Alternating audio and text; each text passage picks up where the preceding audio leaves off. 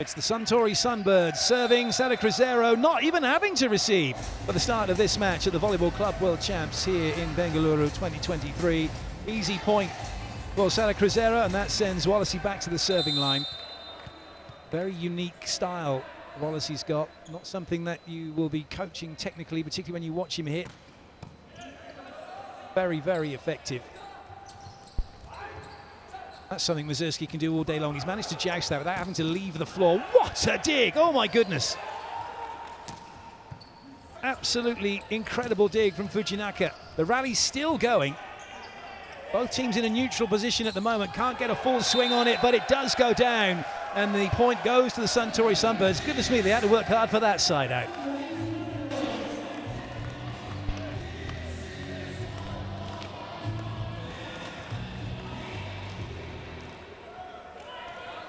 Mazurski it will be, who will serve for the Sunbirds.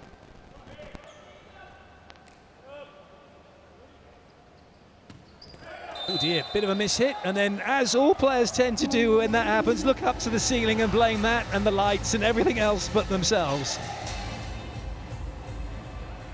He'll soon forget that one though, Mazurski, especially if he gets a swing next. But he won't even have to worry about that, so at the moment, everybody not quite where they want to be from the serving line. That sends Alan back to serve. He had 3 aces in the opening match against Halkbank. He was putting a lot of pressure on from that serving line. That's a good start. Just make sure that Cruzeiro have to play it, and they get Clandilson away through the middle. He's going to be a threat all match long on a good pass because his tempo is almost a zero tempo. At times he's in the air waiting for the set. Well, in case you've just joined us, Sada Cruzeiro from Brazil in the blue, Suntory Sunbirds from Japan in the red. This is match number 3 of the Volleyball Club World Championships. What a block! It takes one man. That is Lucas at his absolute best. Lukao as he's got on the back of his shirt, and he is just committed. Unless he's took a lovely step and a spread block on Onodera, nowhere for him to go.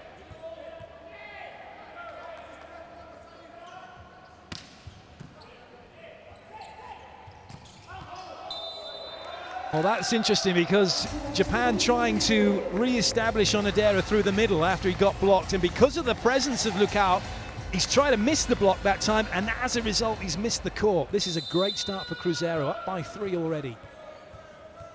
Nilsson to serve again.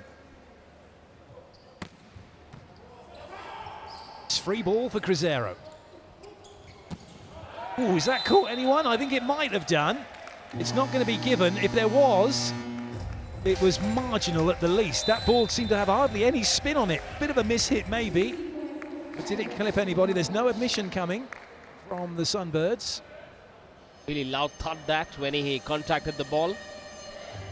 He was trying to really put something into it, and I think it came more off of his wrist and than it did off his hand, which is why it just kind of went straight on that angle.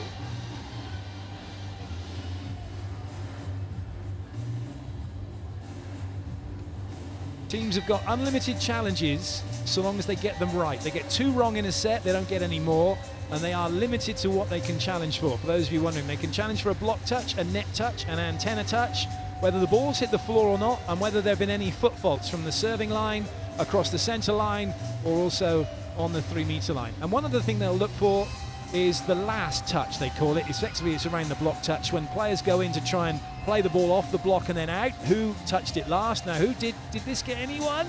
No. Not nobody, but it wasn't far away.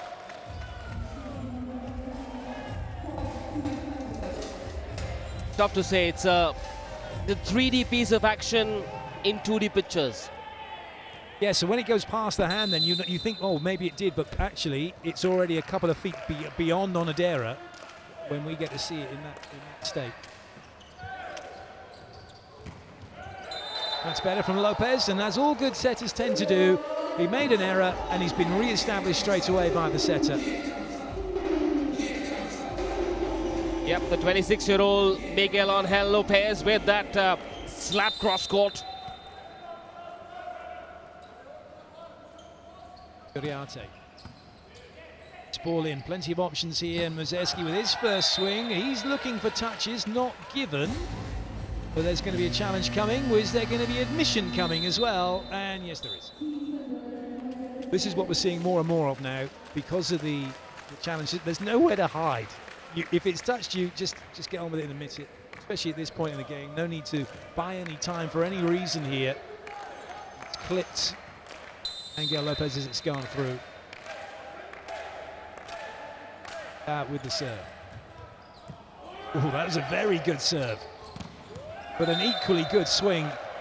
He's got a huge jump as Miguel Angel Lopez. He's 1.90 m, so not potentially the tallest player, but he gets up there, he swings very fast from a very high position.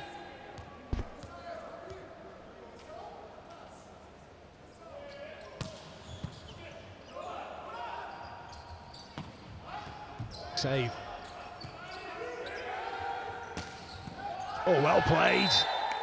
Alain must have thought that had caught part of the block for him to play it, because he was right on that baseline and it was coming at him shoulder height. 3 blockers go up. Oh yes, there was a touch. He had to try and get something on it.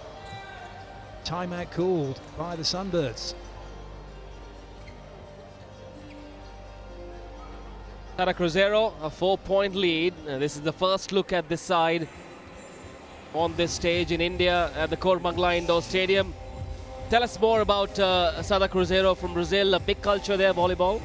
Oh, it is absolutely huge. The culture of volleyball in Brazil is like no other. It's a huge sport behind football, but the amount of people play it and the competition for places is just immense. Now, I did hear a tale, and I don't know whether it's true, maybe it's a bit of an urban legend, but to try and get in just to the national team, the tryouts would be first day, turn up to the track, and then run around the track. No volleyball. They set times of how fast you can get around the track, and then they weed out those from those they don't need. So it is just very rigorous. If you make it to the national team like Wallacey and Lucas have done, goodness me, you are world class. And one thing I do know, if you've won an Olympic medal, you get to travel business class.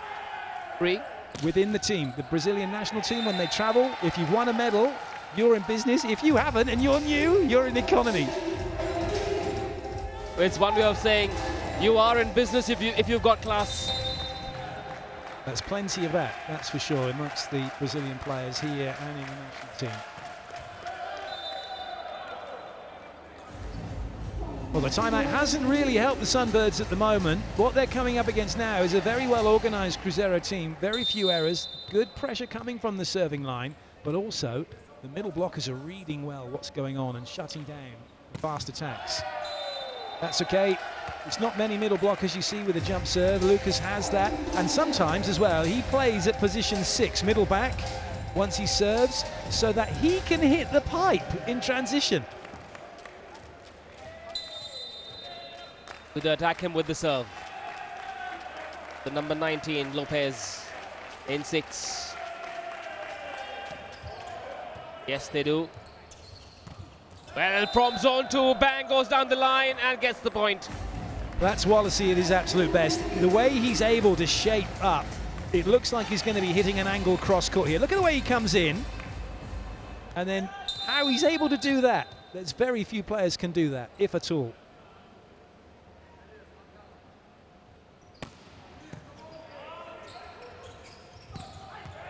That's well played. Nice high hit. Getting the better of Uriarte. That's a good mismatch that they can try and expose. Alain against Uriarte for the Suntory Sunbirds. Question is now, will Mazerski be looking up to the lights again if he doesn't get his serve in? He hasn't come to the party yet. We haven't seen him in his elements yet.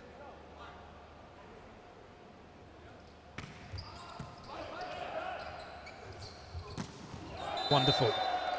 Lopez comes in on his square, but he's got a really good view of where he wants to go with that ball. He can see the blockers have come in on the right side as he looks at it, and then he's got that angle straight down to position 5. Wonderful swing.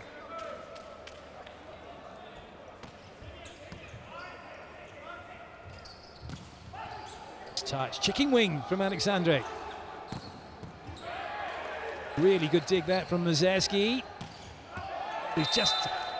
I see that so often, and you've probably seen it as well, Manish. Players have drawn inside, and then they're trying to cut the ball back away from them, but the ball's not going that way. The ball's still inside, so it's in front of Muzeski here. Look where it is in his hitting window, and then he's just trying to hit it back. Instead of taking on that angle and going after Uriarte, he's ended up making the error. Kind of perhaps him overthinking things a little bit because he hasn't found his rhythm yet. A 5-point lead for Sada Cruzeiro. Remember, the Suntory Sunbirds beat Kulubu in their opening game. It's a tough group, this one. Oh, it really is. Well, as you would expect, really, wouldn't you? These are the best club teams on the planet. Looking for a block touch. Has he got one? No.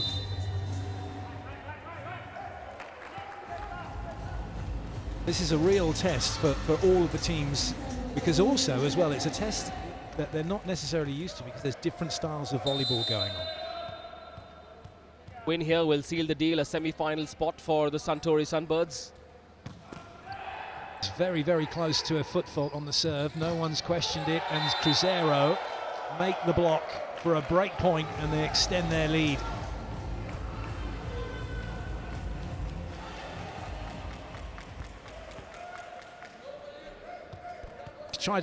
There was a gap in the block. He could have gone through. He's over-rotated, and it's been blocked out. Good serve. Oh, goodness, what a great dig. That's unlucky. That was a tough one, and he'd not got a hand to it. Probably would have come straight down on the net anyway. But this is some good volleyball from Cruzeiro. It's a really good dig. Gets hips under. He's just unlucky. Couldn't quite get them under far enough.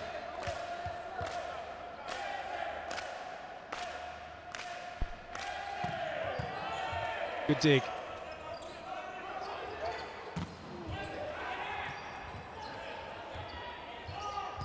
That's well played. Boom goes the number 7 for the Suntory Sunbirds. The 22-year-old Lane Jr.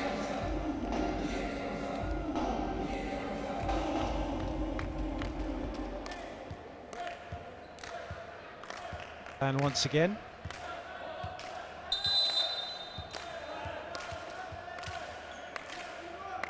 (13-9) the score in the first set. The Sunbirds looking for some rhythm. Great serve that. And how well, almost finished it. Another one. Here he comes. Oh, great defense from the Sunbirds. A triple block will land outside. The point to Sada Cruzeiro.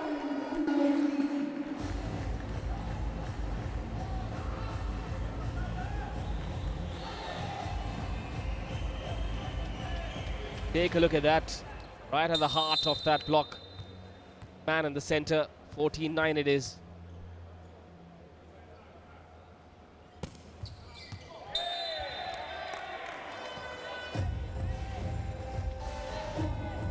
A service header, 14-10.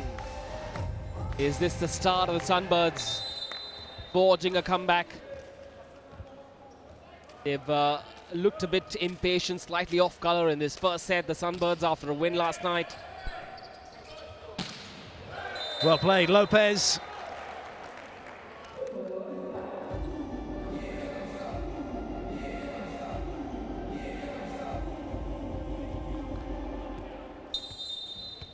Uriarte with the serve.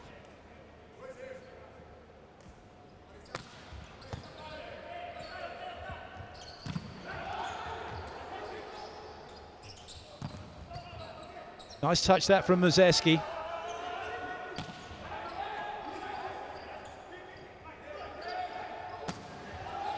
Oh, what a slap that was from Lopez. That was red hot. His quick arm means that he's getting the swing away before the block gets fully across the net. And so the ball, as he has this hit, it's off the block then and goes wide.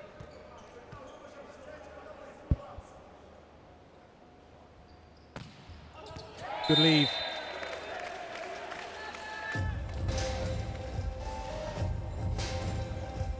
Oh, yeah, now back to the serving line.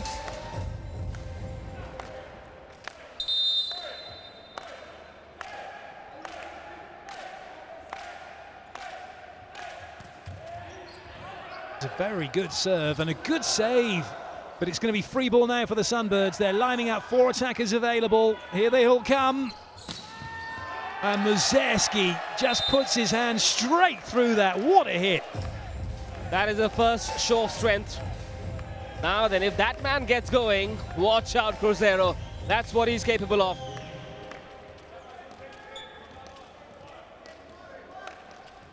Again, 4 points behind now, the Sunbirds. Beginning to make a little bit of a comeback in this set.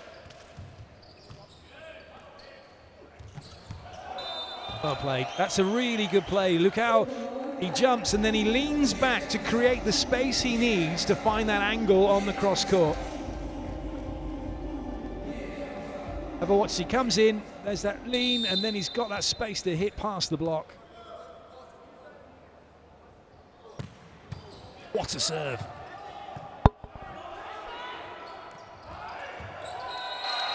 That's always a danger. When you get 3 blockers go out, the defender at 5's got to come round a bit more because there's a massive space that wasn't there when the 4 comes off to play defense at 4-5. So 11 comes in, and now Alexandra needs to go more to his left. If he's taken a step left instead of right, he gets on that ball. Yep, the more volleyball one watches, the more one realizes the magic of off-the-ball movement on court. When you think about a game of volleyball lasts 2 hours. If you were playing, Manish, you and I were playing, or anyone's playing, the amount of time you're in contact with the ball in 2 hours is maybe 30 seconds. So you spend the rest of that 2 hours running around, jumping, moving, and not touching the ball.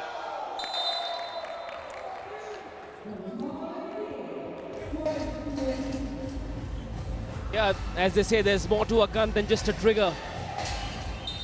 There's so many other mechanics in place. It's exactly right. What's going on off the ball is what defines how the ball is then played. Are you the master of the ball or are you the slave to it? Nice play that from Sato.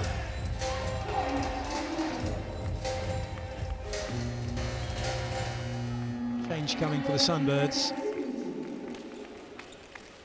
Comes China's Yu Yuntai outside here. They're 27 years of age. He's from Al Arabi, where he played last season.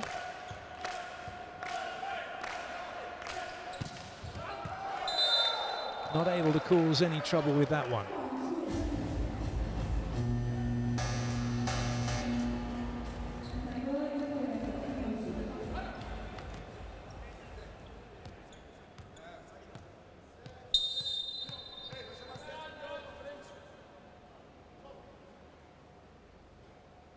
Serve. Nice lead. Get a fraction of a second to make your mind up, but at this level, players, interestingly enough, would much prefer to get a jump serve than a jump float serve. And the reason being, at least on the jump serve, you can, at this level, you can pick up the start and end point. You know where it's going to come down pretty much. On the float serve, it's coming on a line. It's really difficult to know where it's going to drop. Nicely done by Peter Nielsen. So the jump float serve became the next sort of level in terms of how to really taking a leap out of the women's game, because the net's a bit lower, so the jump serve, the float serve is really difficult to play against. So the jump float serve equates to that here in the men's game. It's another good lead. They're testing that channel between the blockers, between the passers. Rodriguinho's thinking, was it in? But the technology tells us and tells the referee straight away that it was out.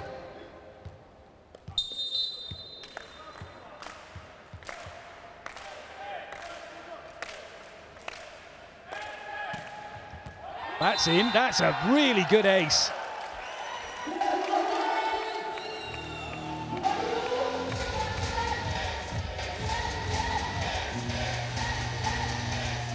One Cuban beating another. Best of friends off court, not so much on it. That called by Cruzeiro.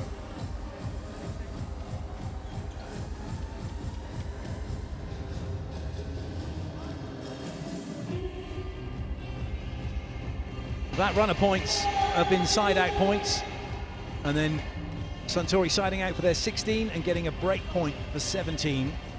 But it's still a good enough lead for Cruzeiro not to have to worry. They're just trying to take the sting out of that serve, so that as far as Alain's concerned, he's having to start again. What tends to happen when you're serving, you're trying to build up a bit of a rhythm from the jumps, especially with the jump serve. You get one in, maybe 70%, then 80, and then you go all out on your third, and then you're trying to keep going all out. So if you get a timeout called in between that or after, you kind of got to start again.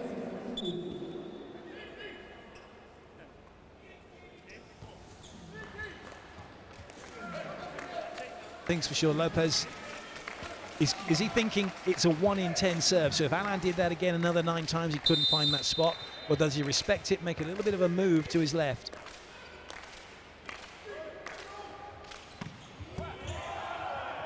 It's a really another good serve, and Lopez just wrong mindset for Lopez there. He's off the net a long way. The ball's a little bit behind him. He's got 3 blockers, and he's tried to win the point here, when really he's thinking about how difficult can I make it for the other team. Let's just put some spin on it, try and play it off the block. What's the ideal distance from the net for a spiker? At this level, it doesn't. So long as the ball's in front of you, then you're in a good place. It's in your hitting window, so it doesn't matter how far off you are. But if you're on the net, great, because then you can just bounce it, take it to Spike Town.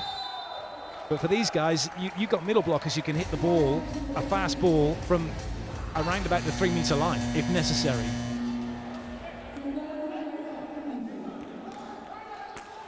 Therefore, the setter and the spiker have got to work like Siamese twins.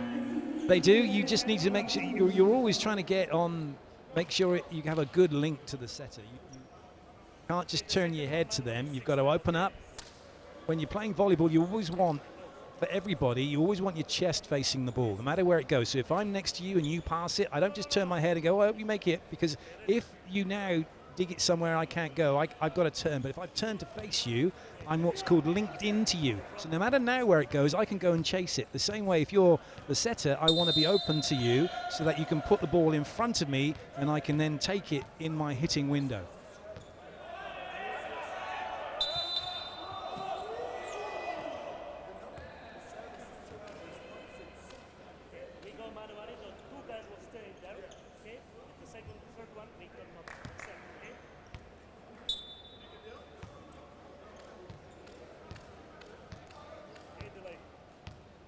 Wellington Opanoski's come in for Cruzeiro. I think they might. One thing that the referees won't accept is the coach is not allowed to talk to the ref, and so straight away it's a yellow. It should be yellow card. But because now the teams are on the same side as the first ref, I do like to chip away.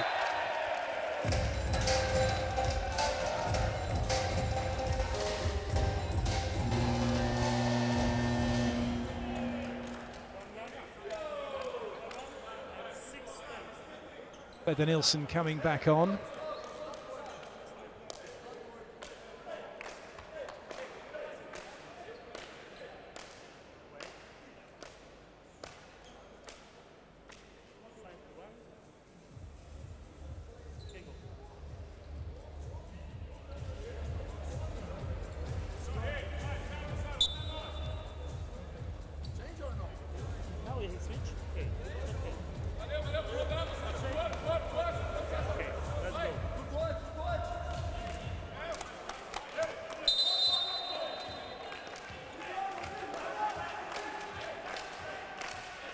Two front court attackers for Cruzeiro.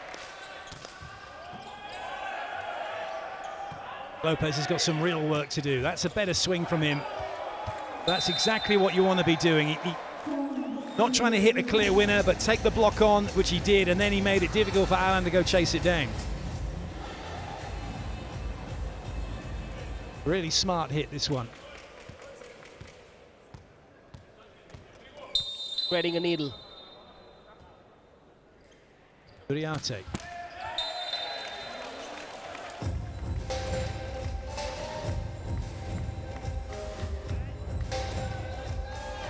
Well, Sunbirds have done pretty well in this set. They've got themselves back to within 3 points, but with Cruzeiro only needing 2, you'd expect them to wrap this up pretty quickly.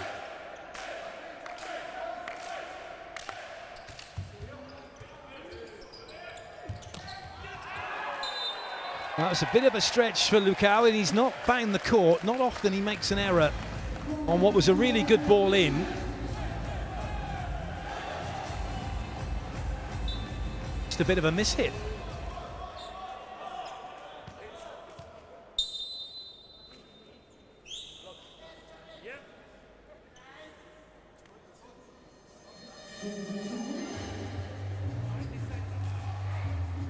Well, the point's been given to Cruzeiro. I was looking at the replay, so didn't see. So apologies to those of you watching where you're watching if you know exactly what's going on, but whether or not a touch was given on that ball, that didn't look to have touched anybody, and it definitely went out. So maybe a net touch was given against the Sunbirds that we didn't see. I'm looking for a block touch. No, I didn't touch anyone. It is the Sunbirds' point. So it was originally given to Cruzeiro as having come off the block.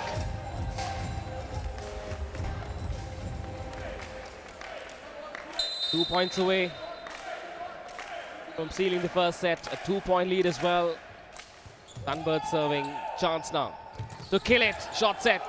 Will get the point. 3 set points for Sada Cruzeiro from Brazil for the first set. And once again, Uriarte's gone back to Lucas. He made the error, and he's re-established him straight away. We've seen that a lot in this match, in this first set from both sides.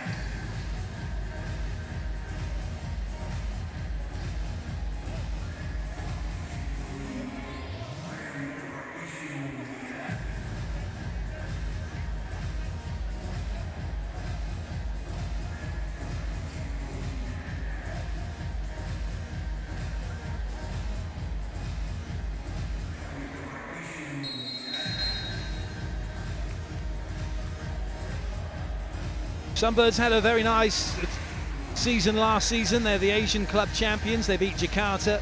They were second in the league. They lost to the Wolf Dogs Nagoya, who've got Bartosz Kurek playing for them in the opposite slot, the legendary Polish international.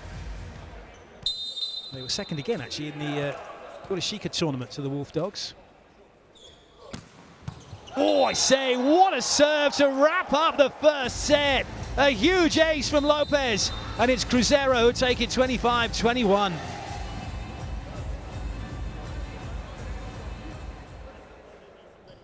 That's completely caught Fujinaka by surprise.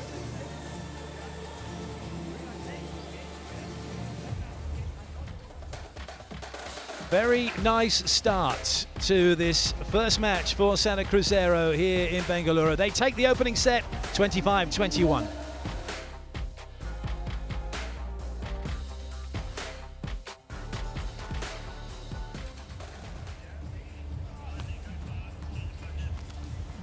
Sunbirds can have no complaints. They got off to a little bit of a slow start. Having a look at the stats, Sunbirds, well, we'll ignore the stats because Cruzeiro had an ace on that last point.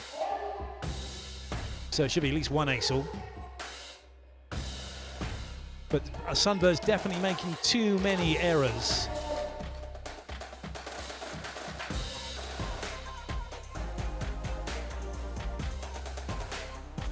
Well, this is the receiver accuracy. Yesterday, in match day 1, the Sunbirds were 58% in that target zone to be able to run what they wanted to run. Not the same story for this game. They've been put under pressure from the serving line from Cruzeiro. And what Cruzeiro have done with a slightly less better percentage of the ball through to the middle have made it work better.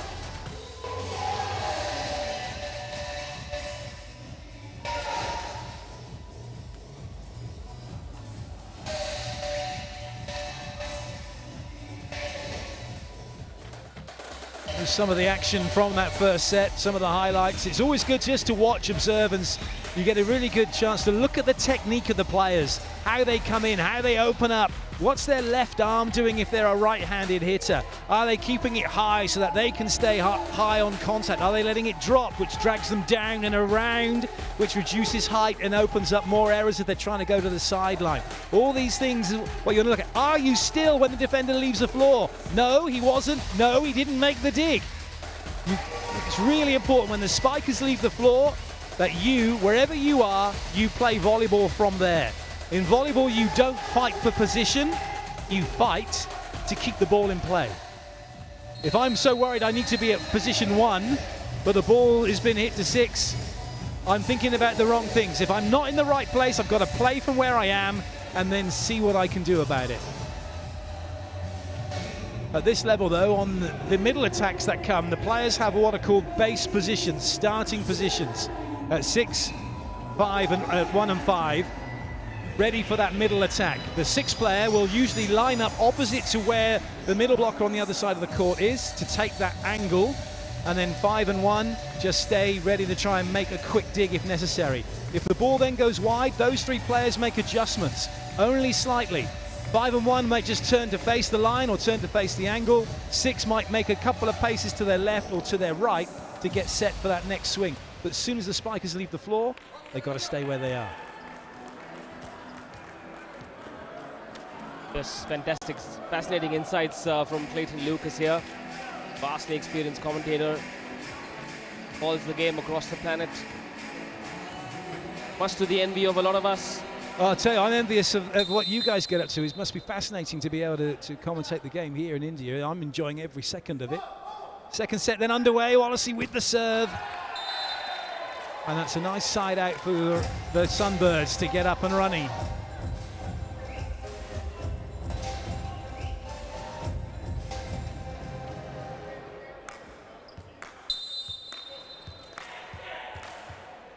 Alan with the ball.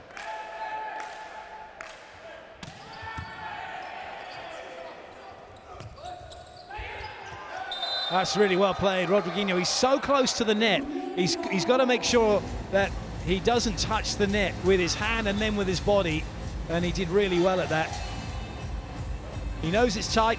Very delicate tip shot. Muzeski's never going to get to it. But in the center of that pond, that pebble deposited, happy epicenter, that one. One apiece at the start of the second. The Sunbirds need to find their groove. It's missing. Yes, that should help them. That should most certainly help them breathe better. The Sunbirds need to look back at what they did last night. Fujinaka's been really quiet in this game, but this time a bit of pace. Middle block then is late, and there's a gap for Fujinaka to be able to swing into.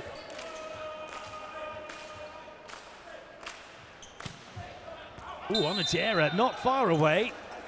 Sada Cruzeiro were way up for that, thinking that was going to be a jump float serve, so they could play it with their hands and volley it in, and he changed it up to go with the top spin, and that nearly worked.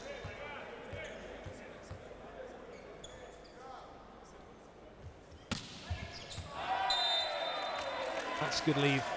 At this level, the guys, they just know. Before the ball has even got to the net, they know if it's going to be in or out. I love seeing the Sunbirds huddle. There's just one tall man. It's almost like a giant among much shorter men. It's almost like the tent pole in a teepee, isn't he? They do make up for lack of stature with a lot of skill and tenacity. Well, this is what they do, and that is an example actually from Cruzeiro doing a similar thing to what the Sunbirds do, the speed at which they play. So you don't have to be the highest team. If you're quick, and I've got to move laterally, it doesn't matter how tall I am, I can't get there, you've got a free swing, or I'm still moving, and you can use my hands to your benefit and play the ball off them. And that's something Muzeski's still trying to learn, you feel, because he's not used to playing such a quick game. He likes to come in, he's not built to go that quick because of his levers. So he needs to be on another step earlier here and then really have a swing on that ball. It's a little bit too low for him, really. That is much better. Same speed, but twice the height, and no one's going to stop him. Not when that man's in action. Lovely set from the number 9. Absolutely brilliant. But again, you can see on that one, compared to the last one, where he's hitting that, he's above his head. The last one, it was around his head, and it's in the block territory. Any man that can help this team forge a comeback, it is that man, Muzeski. Lovely pass. That's a really good play. Japan committing on the middle. Very clever. Smart play from Muzeski. Because Alexandre thinks there's a big hit coming, the libero, he's way back. And then when the tip comes, there's too much room. Watch number 7 back at the top of the picture, how far away he is. He's still trying to move, and then he can't get forward quickly enough.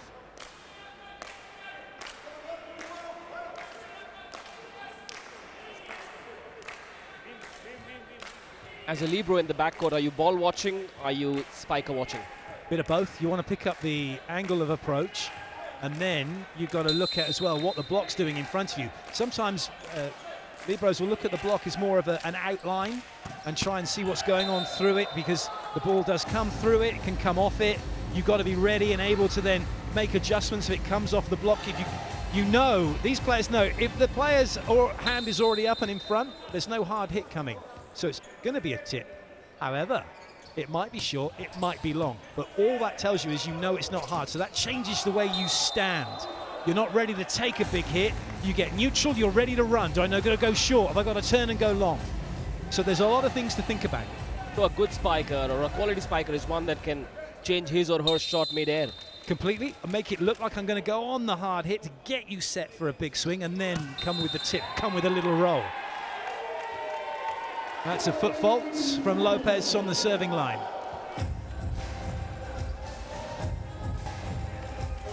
Clayton, lots of young kids watching across India as well, and they'd be curious to know what's the right age to start playing volleyball. Hey, my kids started playing with a balloon in the living room. Because they're your kids? No, because they just, yeah, yeah, okay, maybe, but no, they just, any age. Literally, if you get a balloon, they can just throw it up in the air. You can get them to hit it. You can, because it's there, and so yeah.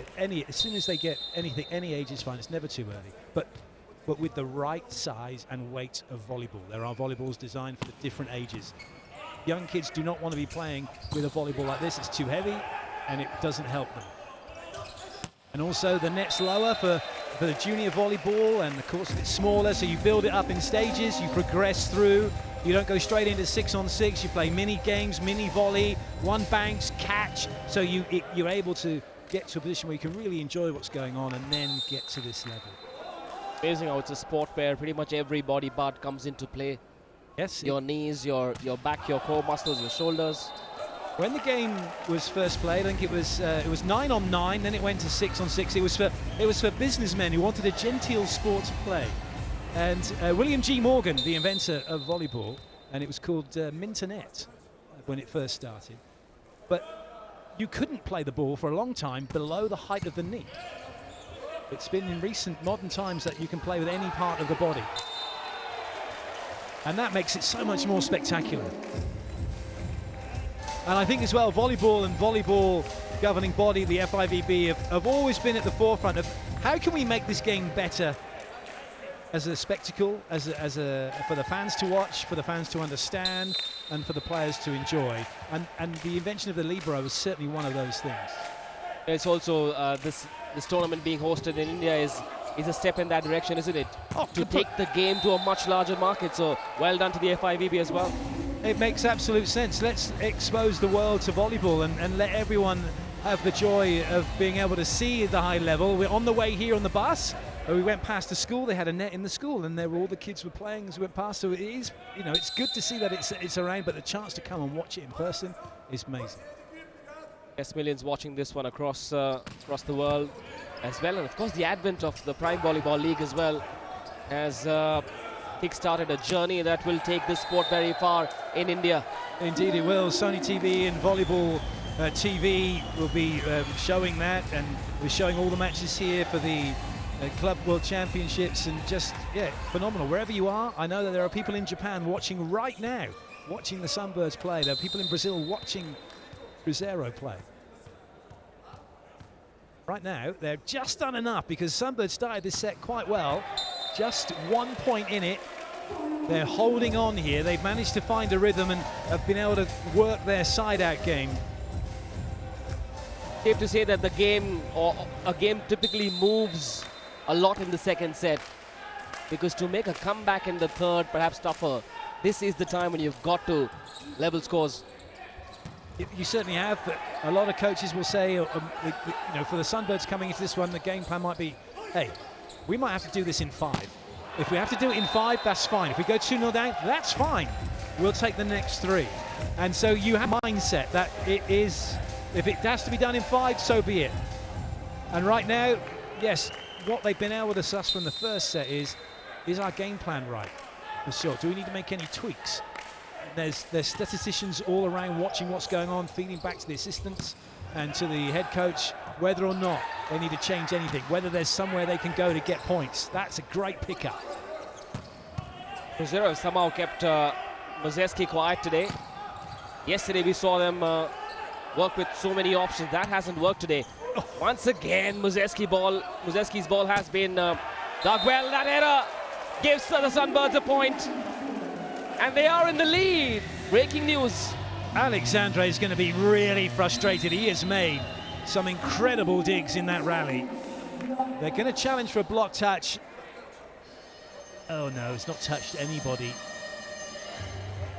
Exactly, shake of the head from the first ref. We get to see it on the replay. The players will get to see it on the 2 big screens here in the venue very, very shortly.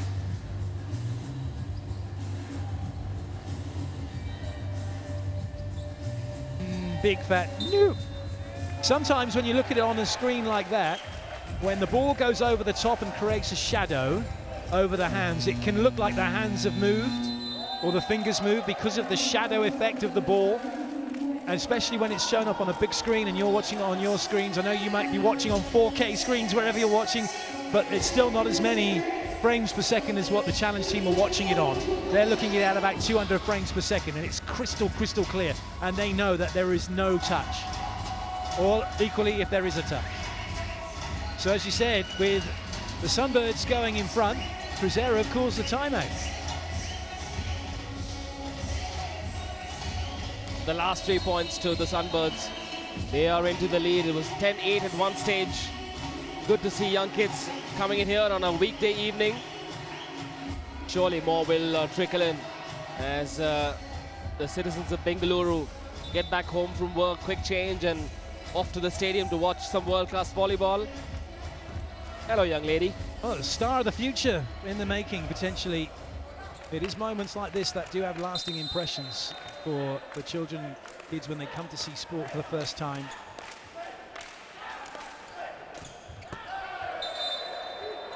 Yes, Onodera knows his contact point then, his hand was by his ear. The thing, one of the good sort of key points to remember for those of you that want to think about where am I contacting the ball, you want to think about your elbow should be coming past your ear, not your hand.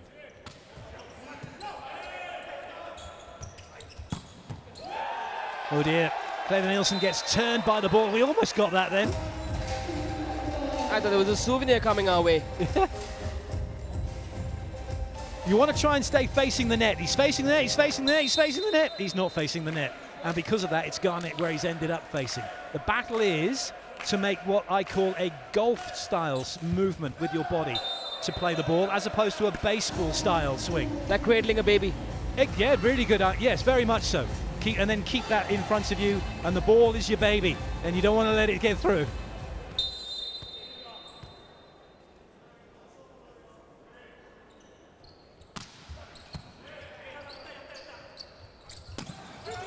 Oh, the pipe denied.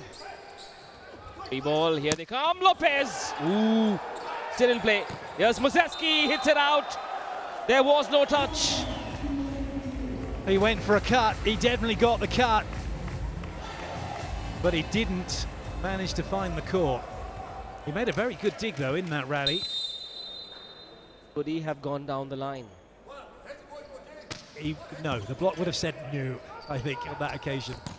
Oh yes, magnificent, it's a free swing. Lopez has been sold an absolute dummy by Sato in the middle. And now this one goes to Spike Town.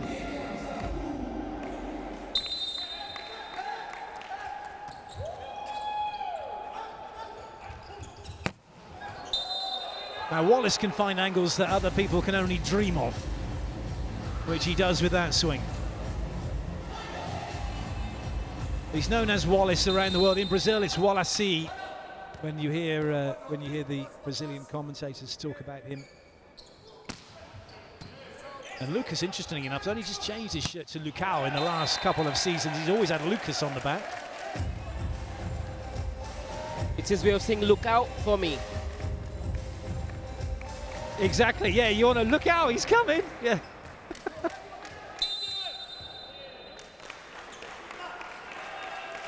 (14-all), very evenly poised in the second set.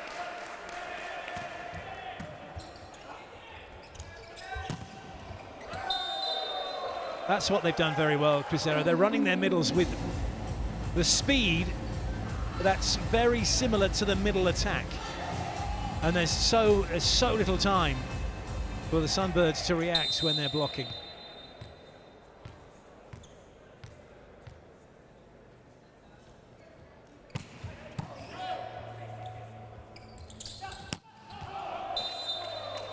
Not made it.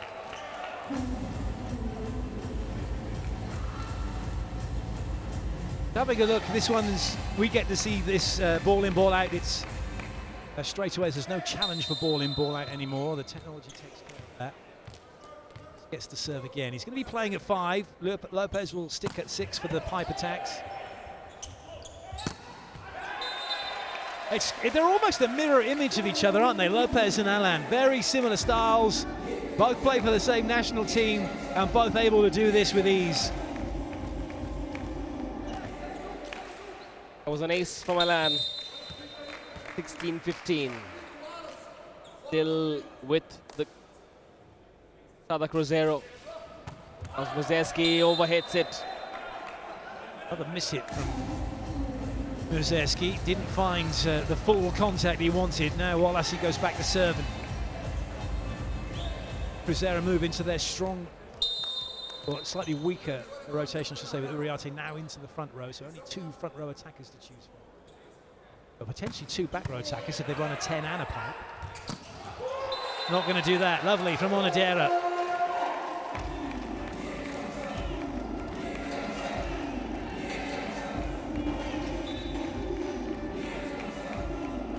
Even with Alexandra in the base position where he needed to be, it was still too quick for him to react to.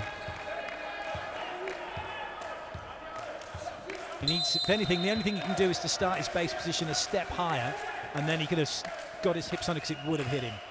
So he needs to kind of take a note of that. Great pickup. Oh, so's that. Just incredible volleyball.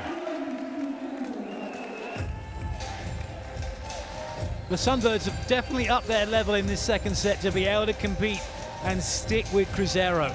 They've managed to get the deficit back again.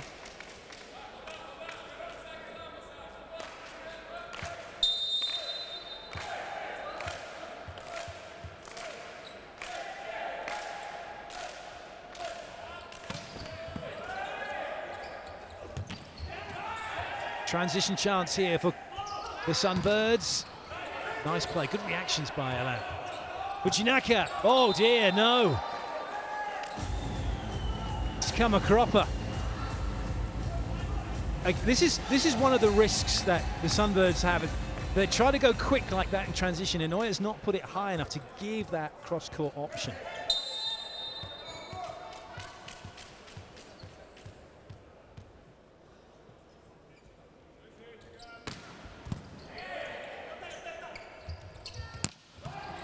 Good dig, but it just means Sunbirds can come again. And that was all too tight on the net. There was no room for Onodera to have the swing. The net was so close to him, he's just had to try and react and get a touch on it. Have a look at this again, where he's at, and you see, uh-oh, he's got absolutely no room to get through that ball. His elbow ends up staying up and in front. That was a forced error, not an unforced error.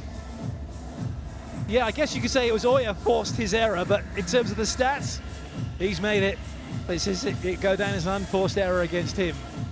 But this is the thing about stats. You mentioned this on match day 1, Manish, that the fact that they don't really tell all the picture.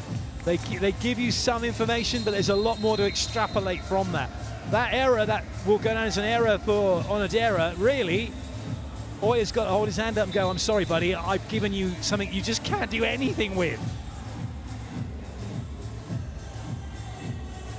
Sada Cruzeiro now 6 points away from taking a 2-0 lead in what's their opening game.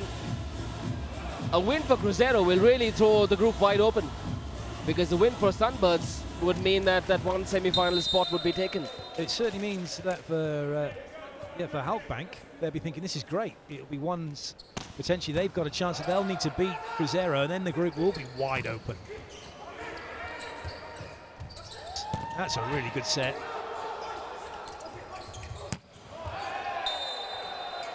I mentioned earlier on about you want the setter in front of you when you swing. On this situation, Uriarte's come off the net, as has Lopez, and Lopez is slightly in front of Uriarte, so the ball is now coming from behind him, and it's because it's coming from behind him here, he's now not quite got the room he wants to have that kind of swing. Makes the miss hit as a result.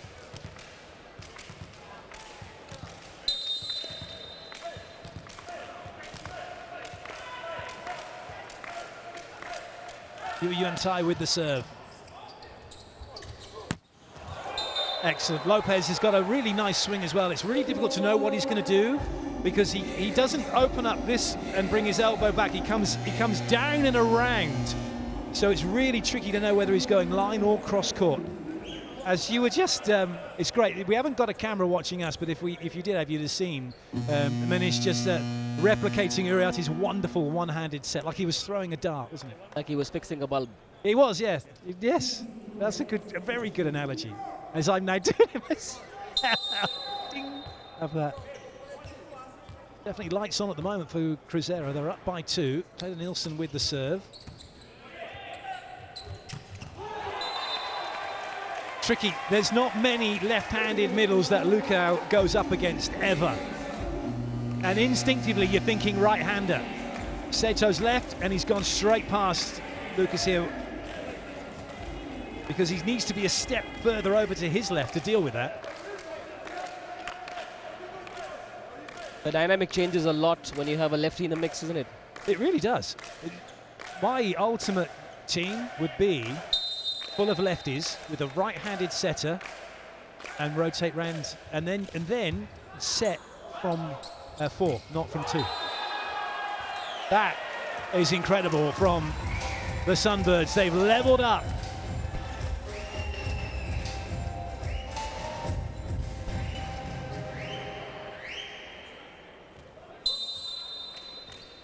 Zerski shutting out Lucas. What a block that is. A bit more on the left-right bit. It's tougher to play against lefties because there aren't enough lefties, right? And also, it's a different spin on the ball. If I hit the ball, I'm generally putting an anti-clockwise spin on it, bit of top spin. The lefties are putting a clockwise spin on the ball, and the spin on the ball actually impacts the way that you defend it. And what it does is it comes off of you. A bit like if you're playing snooker and you put spin on the ball, out it comes off the cushion. Same thing when you're defending. That's fantastic. Well, we are in the business end of this set now, and it is all to play for. That was a smoking hot pipe attack from Malayan Jr. Take a look at that. It is my favourite play, the pipe attack. There was talk about, at this level of volleyball, making it so that if you took off, you couldn't land in front of the 3-meter line, and the same from the baseline. And I was like, wholeheartedly against all of that. I want the players to come forward. Maybe at the top level, because of the way the jump serve is now pretty much a spike, maybe there's an option to take a dotted line, maybe a meter back from the baseline. There's no foot fault here. If you take a dotted line a meter back from the baseline, and then players have to take off from behind that dotted line if they're going to jump serve. That just takes back the contact a meter, but still doesn't lose the quality of what's going on. Or there's another thing that coach Mark Lebedew talks about, is enforce the out of rotations. So enforce the rotation errors, and you don't need to have to go so heavy with your serving, because teams are going to struggle to get to where they need to be to run their offense. Nice swing from Lopez. And Cruzeiro move in front again. A lot of the new coaches watching across India and the world sure are making notes of everything you're saying, Clayton. You're making life easier for them. Try not to laugh, probably. These are invaluable insights, really, just to understand the intricacies of this beautiful sport. Oh, what a serve. Oh, that is just phenomenal. And again, Lopez's arm swing and the pace at which he gets it. Fujinaka's not sure that's coming to him. There's nothing to give away where it's going until Lopez actually hits it. He could have just as easily put that ball to the line.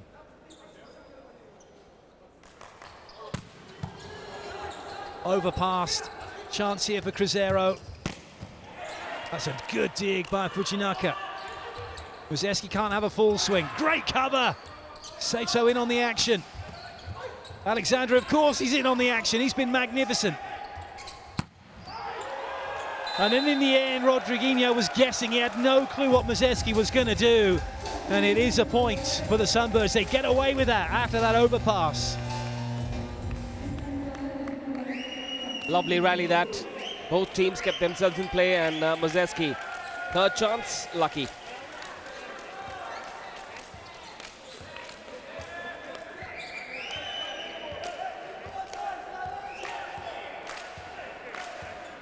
Hiroki Nishida is in to serve.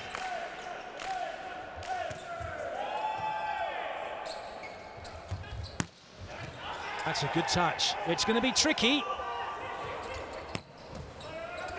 A little too tricky maybe, but it's going to be free ball now, and all options will be available here for the Sunbirds. Good dig, Rodriguinho out of nowhere. Oh, I say, it's an incredible block. That almost stayed in play. Alexandra got a touch. Well, you can't go past that wall, can you? 3 pillars in that wall, and that door was shut. Come again tomorrow, said the ball. Well, Rodriguinho's a little upset because he felt the whistle was blown too early here, and the ball was still in play. That is just a magnificent touch. And then that does hit the floor. Great covering. Then there's nowhere else to go.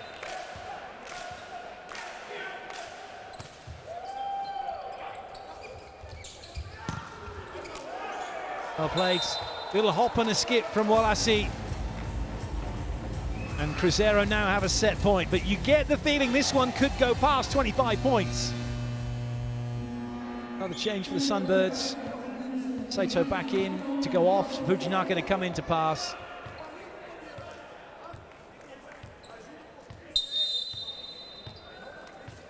Bukal with the serve.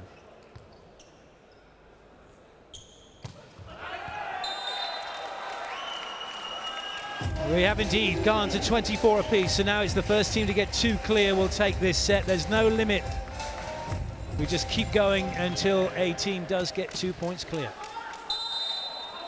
Now Muzeski, this is his opportunity to shine here. He hasn't really done it from the serving line yet. Now would be a good time to do so. Excellent pass. Walasi doing Walasi things, and it's another set point for Cruzeiro. That's what happens when you receive well. You really set things up for the attack. It means you're in system and pretty much all options, and that's a nice set. Uriarte deciding he could spread that wide. Onodera couldn't get out to help, but spread it wide enough they could still go line. Point to go up 2-0 in this match.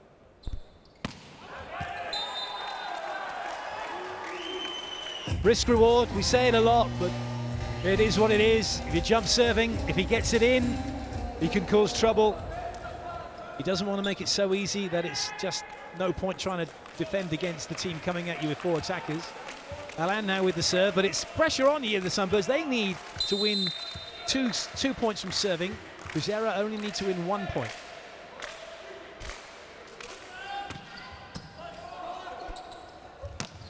Lovely. That almost 0 tempo from Clayton Nielsen. Have a look at Onodera. Where's he? By the time that ball's hit, his hands aren't even above the net. No chance of getting to that.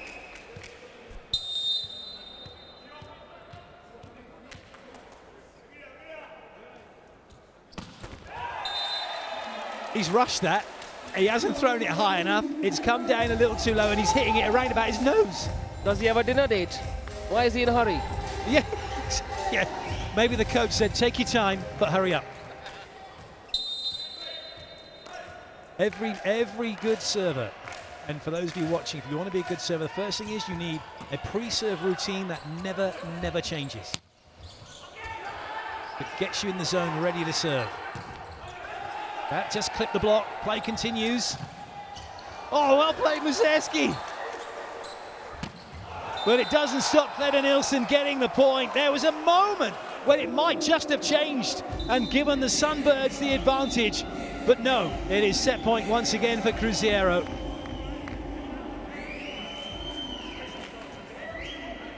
Skills. On Adaira Fujinaka, they've got to get a grip on what's happening with Cleda Nielsen, and they need to keep their hands high if they can. Don't hit it into the net. Keep it in play somehow. Yes. We'll transmit that to Cleda Nielsen. Now get it in, make them play. And there's nothing wrong with that either. First job done.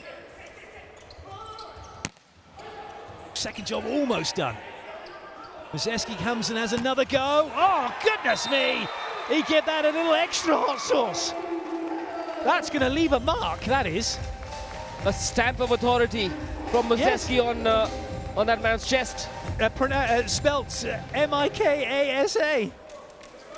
Boof.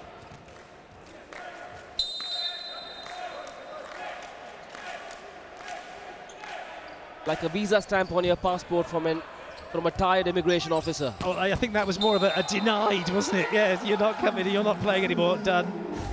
And we keep going, and now this is really all about the mental aspects now.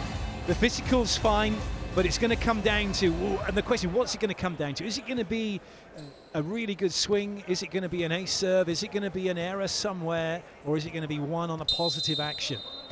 Uriarte to serve. Strong rotations now for Cruzeiro.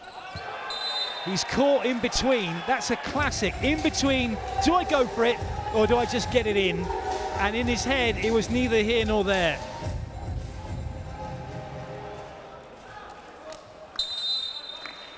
Fujinaka now with the serve. Pass Rodriguinho. Oh, there was a moment when the team were looking to think that might land in. A bit more on the serve, Clayton. When you are in a dilemma, when in doubt, serve safe, or when in doubt, go big? Well, I think if you've got, every player should have a go-to serve, one that they can rely on, that you want to be reliant on under pressure, and Lopez is one of those players. I mean, that's just him all over. And that's fine. Suntory really worked for that. That was an excellent serve. If you're struggling to really go after it, go back to your go-to serve that you know you're going to make the other team play. Muzeski's certainly playing now. That's a lovely swing from him. And this one by far is the longest set of this tournament so far. It certainly is. We're getting a few wisdom highlights, aren't we, as this goes along? Oh, close! But no cigar and no point. Oh, they've requested a challenge. They can't. They can't request challenge. It's up on the big screen now. They can all see it was out.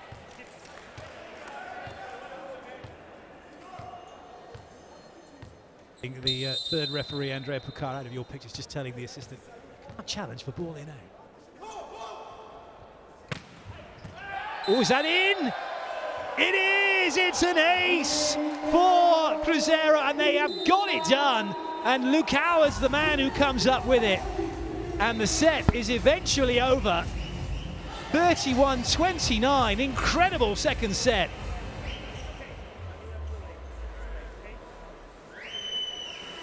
The experience of Lucao to go back and does what he always does. This is how he did it.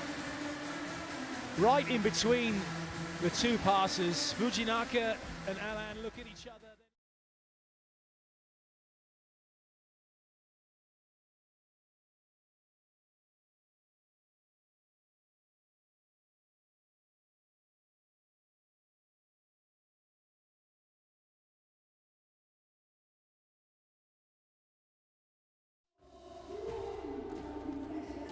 Interestingly enough,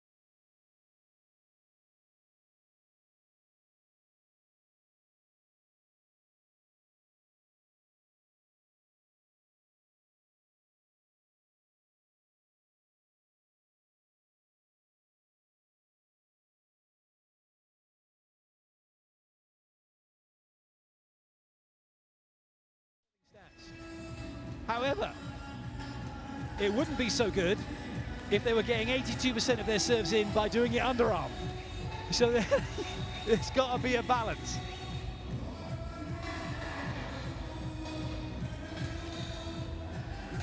Great to see the fans in and enjoying the volleyball. There's something quite spectacular about watching volleyball in person, particularly the men's volleyball where the net height is 8 feet, so 2 meters 43, and in context that's the same height as the crossbar in soccer. And now how many goalkeepers do we know that can get the number on their shirt?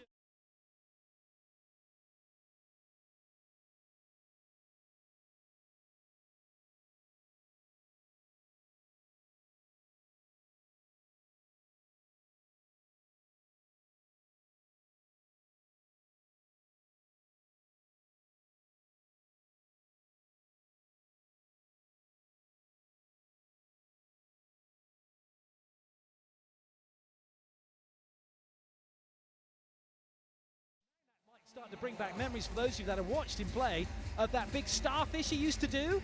That's straight out of handball. Legs out, arms out to try and take the space. Volleyball, the crossovers in volleyball, a lot of martial arts you can take from volleyball in how you move your body, how your core works.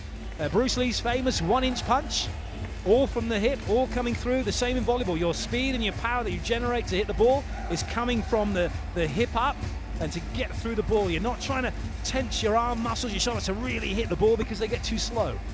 It's all about speed, precision and skill. Yeah, you worked in the Olympics. When I see synchronized swimming, I often think of two blockers going up in unison. You need that kind of synchro, don't you? You absolutely do, and a lot of time spent in the gym doing that, getting that synchronization, footwork, etc. to get across at the same time. It's third set then underway. This is now a must-win set for the Sunbirds. What a dig! But it won't quite stay in play. Well, couldn't absorb enough of the energy from that ball. At times, at this level, you've got to try and be a puddle of water, because no matter how hard you hit a ball into a puddle of water, it's not going anywhere. Policy now with the serve.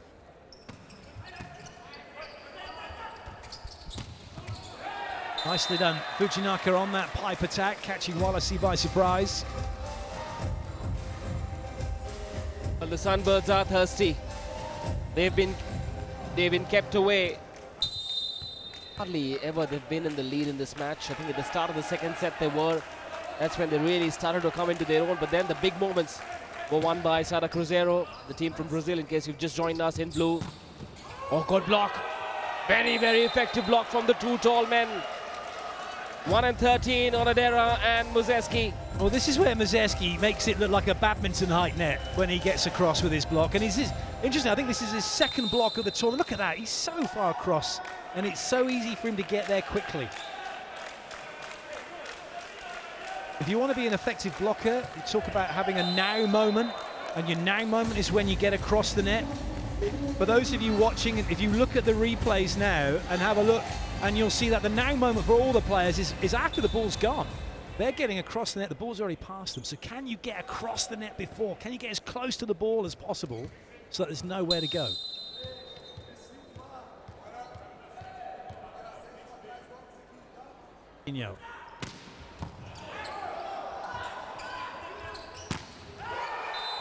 Fabulous. They've just tied that up brilliantly. A combination of getting a really good lineup on the wing and then Cleda Nielsen coming in to close the gap with Lopez. You talked about that synchronicity. It's exactly there on that play.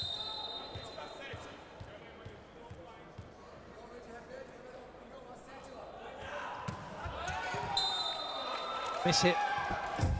It happens.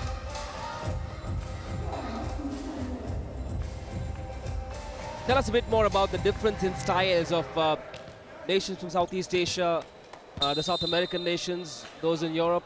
Different styles, much like in football? Absolutely, there is. For Japan, as we're watching this game, they're all about their speed and guile. They're not going to be going over the top of a lot of blocks, particularly against the size of team that Cruzeiro have got, so they'll play quickly. Likewise, what Cruzeiro can do is just use mismatches. Oya's only 1.74 m.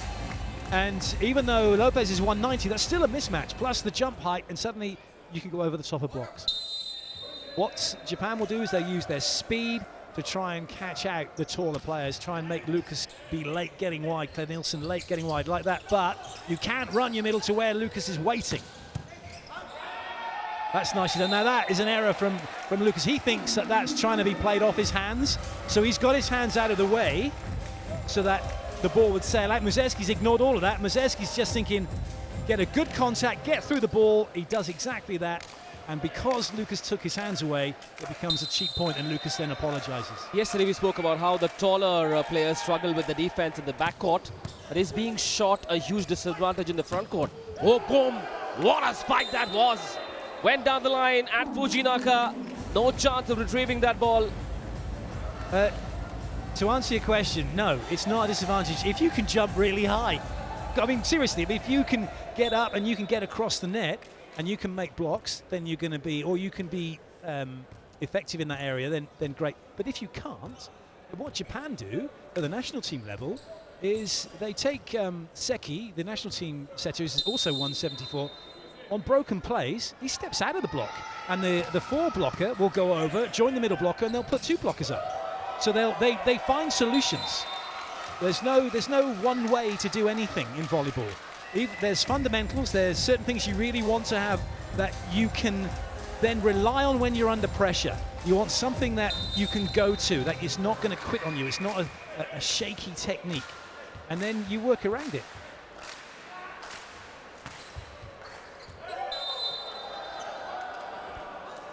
The Europeans go more boom boom. Okay, yes, indeed. You're going to see that with Perugia later on. Arguably the world's greatest dream team, because if you could pick anyone you wanted, they pretty much have, barring a few that they just couldn't get hold of. But you got the likes of Leon coming to play, Ginelli coming to play, Plotnitsky coming to play, Semeniuk coming to play. So those that's Poland, Cuba, Poland, Ukraine. It's just a phenomenal lineup. And then, yes, it is bang bang. As we're seeing with Wallace, with Lopez here, when the ball's there to be hit, it is hit. Serving is not to start the game, not to start a rally. Serving is to try and win a point. This is men's volleyball, and it's all about the power and the pace and the precision. Is it more a power game in modern day? Yes, definitely. It's a faster game than it's ever been. It's getting faster than it's ever been. The introduction of the pipe attack, testament to that, and bringing the speed of the game further forward to the point where we're going to see, if we haven't already, the pipe attack. And in fact, I did see it. I watched Brazil at the Volleyball Nations League, and I'm not kidding you. For those of you that may have watched it, might remember, it was a transition play. There were 5 players in the air, almost all at once, because the setter was back row. He came in, 3 front row players all went quick. The 2 back row players went pipe and 10, and they were just, it was like, oh my goodness, it was cartoon volleyball, haiku volleyball had come to life. Just like that. That is magnificent from Lopez.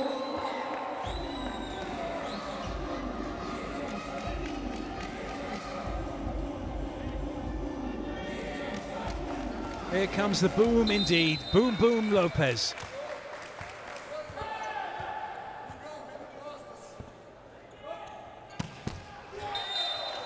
What you see in contrast, though, for women's volleyball, because they don't hit the ball so hard, and there's more rallies result, so it also means that the scoreline does tend to go up and down a bit. You can get a 4-point lead, and then you can be down by 4 points because you're rallying an awful lot more. Teams are in more of a neutral position. We don't see that so often here because it's normally just serve side out, serve side out.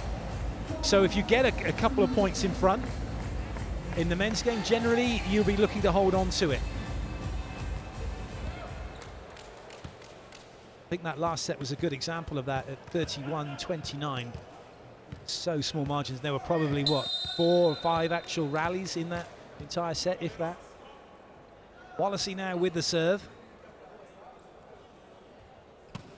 We haven't seen a 5-set thriller yet. Now is not a bad time for one. Hey, we love it. I have 5 sets all day, every day. I could sit here and watch the volleyball and talk about it. Yeah, amazing. Yes, come on, let's get a 5-setter. Come on, Sunbirds. No disrespect to those of you supporting Cruzeiro. Well, they've been tested, but they say Japanese batteries last really long, so this is where they've got to give us a sample of those long-lasting batteries. Definitely need to pull something out here. They're within touching distance, that's for sure. Perhaps they'll need just to apply a little bit more serving pressure so that the hits coming for Wallacey won't allow him to do what he's just done. This is his angle, this is what he does. The way he comes around and over that ball, he hits it so sharp on the cross court. Inya with the serve. Lovely pass. It's going to be a net touch against Sada Cruzeiro, and that's another good example. The speed of that ball out wide meant that the middle's never going to get there. Cleda Nielsen, so it's one-on-one, and that's what you're looking to do as a setter. Can I get my attacker a one-on-one situation, or even better, a one-on-no-one?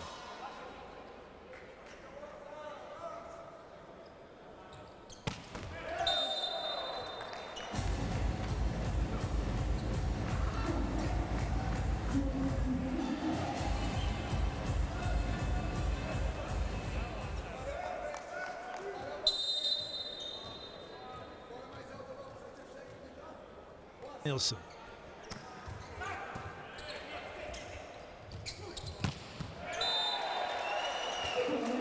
Absolutely pummeled it. Mazeski there after that previous error. Just a 1-point lead for Sada Cruzeiro from Brazil. Take a look at that. 331. So he's pretty much hit that at the top of the antenna. So 243 plus 90, which is what, 333. So he's 2 centimeters below the top of that antenna, hitting that ball. Got a mathematician in the house. Well, only simple math. But what's always fascinated me is when you look at the stats of how high players can spike and how high they can block. The block's probably about right. The spike isn't right because it's not really a spike test they used to do. They do like more of a reach test. They're jumping up to try and touch a marker. Whereas that is what they should be doing, jumping up and swinging on a ball, and you get more realistic touches. So that 331 we saw from Muzeski is a realistic spike height. And if he's not higher than that, he gets in trouble. That is an amazing block from Cruzeiro here. 3 across and up, and there's just nowhere to go.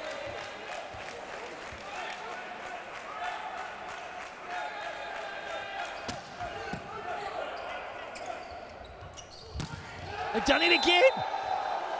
They are shutting the door here on the Sunbirds. Timeout call, 2 break points. That's a good move for Cruzeiro. Well, the Sunbirds are being locked in a cage by the Cruzeiro. They certainly are, haven't they? They put them back in. Are they going to turn the key and not let them out? That's the question. It's looking like it, isn't it? And as you mentioned earlier, it would mean for Suntory Sunbirds a win and a loss. A win for Cruzeiro, and it'll all come down then to the last game when Cruzeiro take on the Halkbank to see who will go through to the semi-final. So it's going right down to the last game, which is great. And if we get to a situation where it's one match all, then the real maths comes in, which it will be points ratio, sets ratio, and then they might even go to by that point. It'd be unlikely that it would be the same scores all round, but if it is, well, then we'll just have to let the technical delegates deal with it. I'm sure there's a solution. Cross the bridge when we come to it.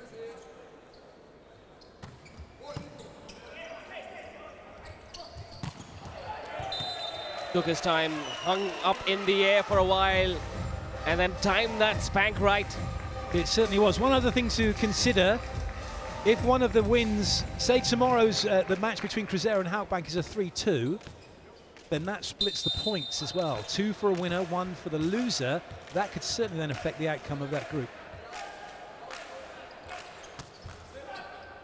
Sure, both teams will have been already working out what's what. Oh, I say, somebody go and get that ball and check the pressure. That will need some air putting back into it. Lopez. Even in slow motion, his arm swing is so fast.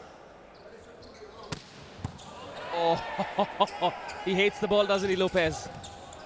Yeah, he's certainly playing hot potato with it. Get away, get away. Oh dear, tough one. Trying to get that just over the block in a round because he didn't have any room to get out and come back in to jump and have a swing. So it's a standing jump.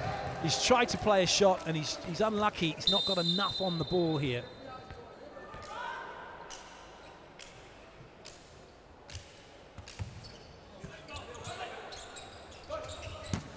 Oh, what a dig! And another one. Well, Muzeski, right place, right time, then the block as well. Somehow the Sunbirds are keeping things interesting. Well, Muzeski's just having a laugh with Yamamura because he was backing off, and to be fair to him, it probably was going out. He hit him in the chest, but he's made the dig, and that's what counts, and they've won the point. In the line of fire. Sometimes just turning up helps in life. Yeah, right place, right time. That's more like it from Wallace. He doesn't go on the sharp angle, just takes it deep to position 1 in the corner. Nobody defending in that position.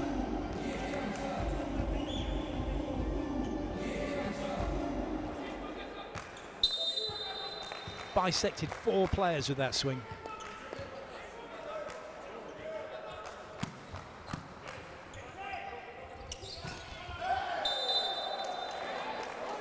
Tricky one that. Oya's off the net. He's unsighted. He doesn't see Sato behind him, so he's putting it using his where he thinks it needs to be, and then Sato's gone too steep.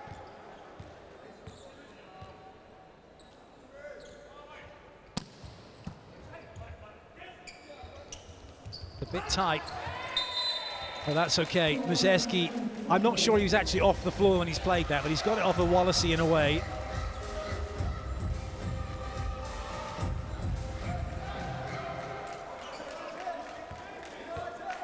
So Wallacey even jumped either.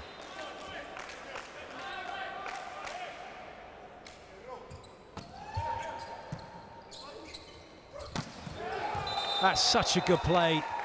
It is blinking, you miss it, right? That sound would have been audible even in Brazil. Not through television. It completely. These guys, when they really put some weight through the ball, you can hear it. And sometimes, even when I've been sat a bit close to the court, you can feel it when it hits the floor.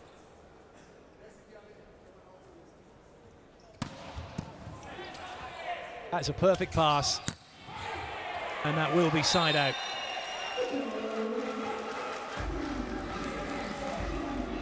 He's having a really good game, is Alexandre. Almost like they're playing a game of PUBG on a volleyball court. Well, do you know what? Some of them, I think, more cannons, some pop guns, but they hit it so hard, don't they? A howitzer. You've just got to go and, at times, jump in the spokes of the wheel, as they say, and try and get in the way of the ball. But right now, Sunbirds have got to make something happen from that serving line. It's too easy for Cruzeiro to get their side outs at the moment. And for those of you who are new to the game, wondering why is it called side out? Well, it's because you're trying to get the side opposite you out of service. They just got shortened to side out. Well played. Smart hit. Seeing Cleda Nilsson's hands and playing that ball up into them and away. He's not tried to find the floor. Well, if the Sunbirds have to make a comeback, it's that man, Alan Jr., to the left of your screen. He has to keep that magic going consistently.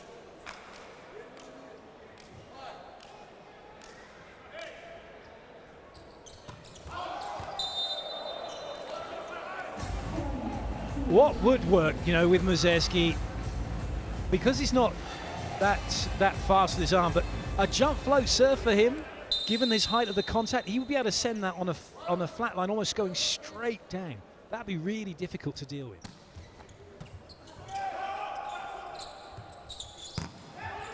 Touch, but the spin got the better of Clayton Nielsen then. Yep, great ball presented to Allen as well, right in front of him. But just have a look at as it catches the ball. Look, that's a spin he's just not used to. He needs to check it. He needs to actually get his arms to move around it to get it back in. You can't let it hit you like that. And he's just saying that then in the picture. It was the spin. Goodness me, what a pass. Is he going to stay in? Yes, it is. Magnificent. Good dig. Goodness me. Well, they're looking for 2 touches against Onodera, but they're going to say the first was a block, and that's all right. Has that caught the baseline? No, it has not, and the Sunbirds will take it. And now Lukau's really upset. First of all, he thinks actually it was a catch ball. What a rally. Some incredible touches. This is magnificent. He was, you see, we talked about earlier about being linked in. She was able to then turn and go and chase the ball down. That's gone right through the arms, but didn't catch the baseline from Lopez. If you're a libero, watch the highlight of this rally and watch what Fujinaka did. Back to within 2. Cruzeiro call the timeout.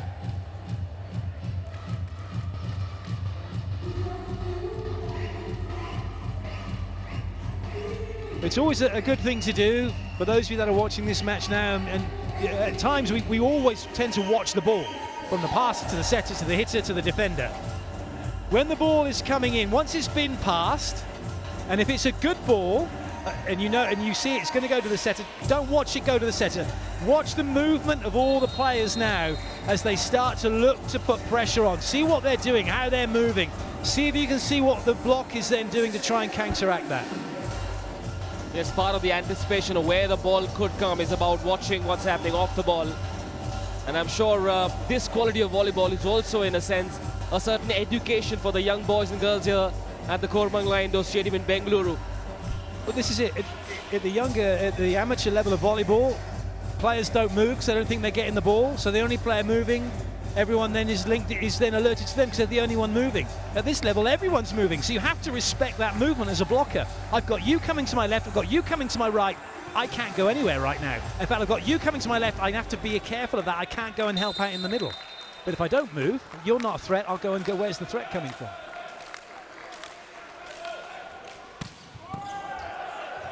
And now there's only one threat. It's going wide. The block's ready for this, for the Sunbirds.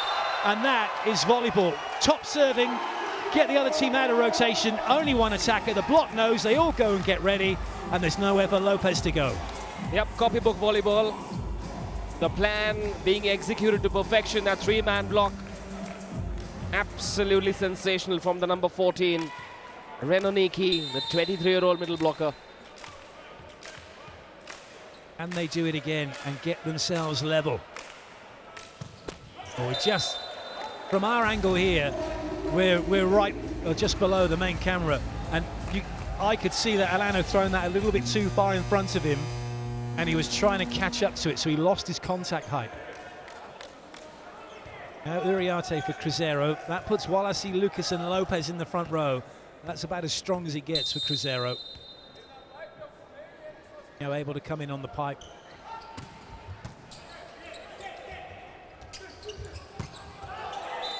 I think that's made it.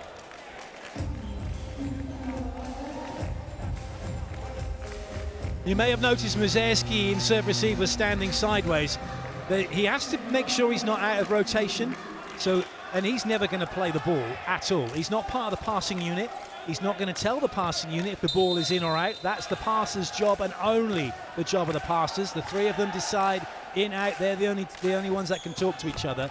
So from Mazerski's perspective, all his job is to do is get ready to go and hit.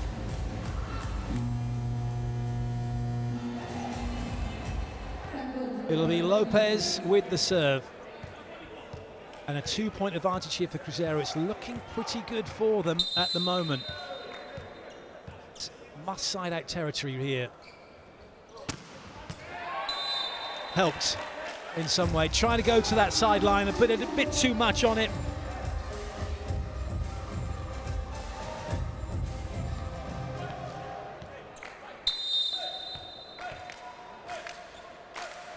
Sunbirds also now move into their strong rotation with Muzerski now back in the front row.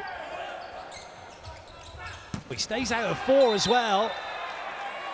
And it's worked. Muzerski, Wallace's tried to avoid Muzerski, and as a result he's gone too high and avoided the court. That's a good play from the Sunbirds. They left Muzerski on the left side and he never went over to the right. They knew Wallacey was a threat. It's worked. So long as it's not touched the block. Muzerski's saying no.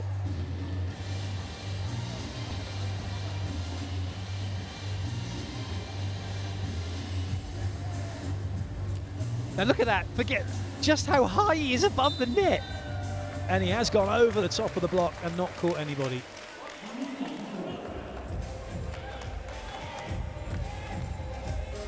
That's a big point.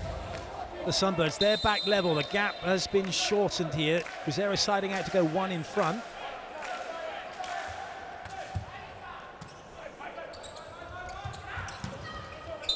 Well played. That's right down in front of Sato. He couldn't close the gap between his hands and the net. I suppose Cruzeiro realizes how crucial this phase, this passage of play is. They do not want a foot in the door for the Sunbirds at this very juncture. 2 points away from sealing the deal in their opening match.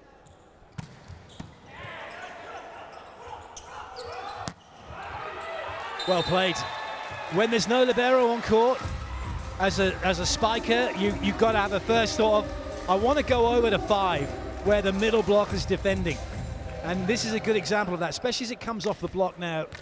Lukau's not quick enough to react to it.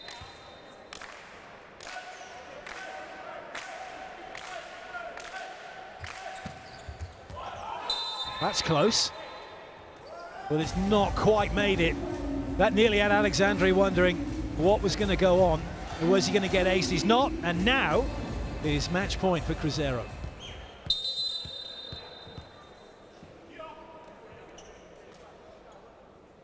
Wallace with the serve.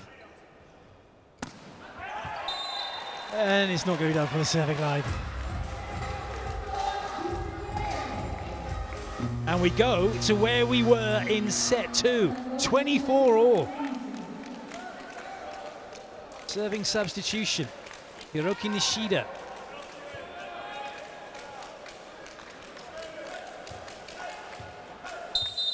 Two setters on court for the Sunbirds. However, Oyo go play at 1.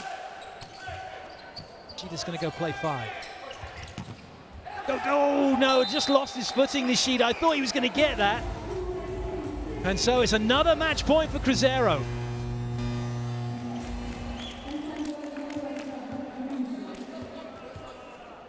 Took his neutral position a bit too late and then went where the first ball movement was. Took him away from that block touch. Rodriguinho with the serve.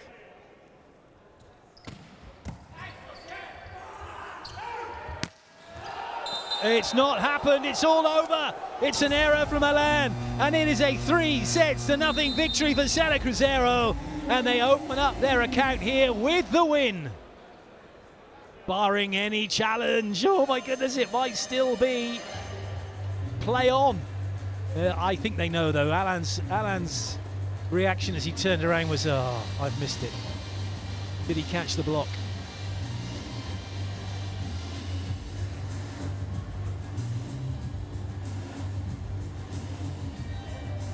Can Sada celebrate again, or are we going to get back to it? Oh, yes. Yes. It's still game on in Corkland and Nielsen. Wow, that's what we love about the challenge system. It gives us the right outcome. And it's still game on. Everybody, as we were.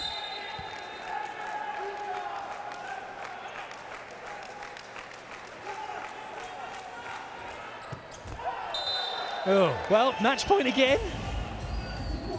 The words "as we were" heard more by the Sunbirds. I think so, yes. Change coming. Wellington Openkowski coming on. He's 2 meters tall opposite. He's come on to block for Uriarte. So no recognised setter on court here for Cruzeiro. This always is fascinating as to who's going to take the ball if they get it into transition. The Libro's not on either. There is no transition. Well played on Adera. Lovely set from Oya.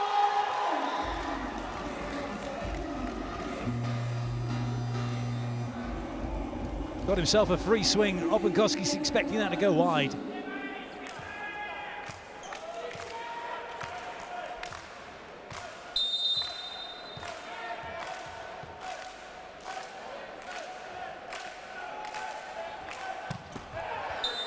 Well, that was a chance for Alan to make up for what he would have thought was the match losing spike.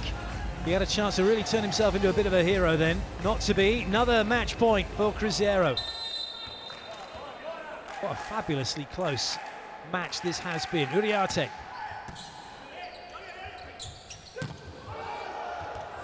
That's unlucky. He had his running spikes on. He was getting close to the net, close to the pole. Couldn't scoop it back into play, and we continue on.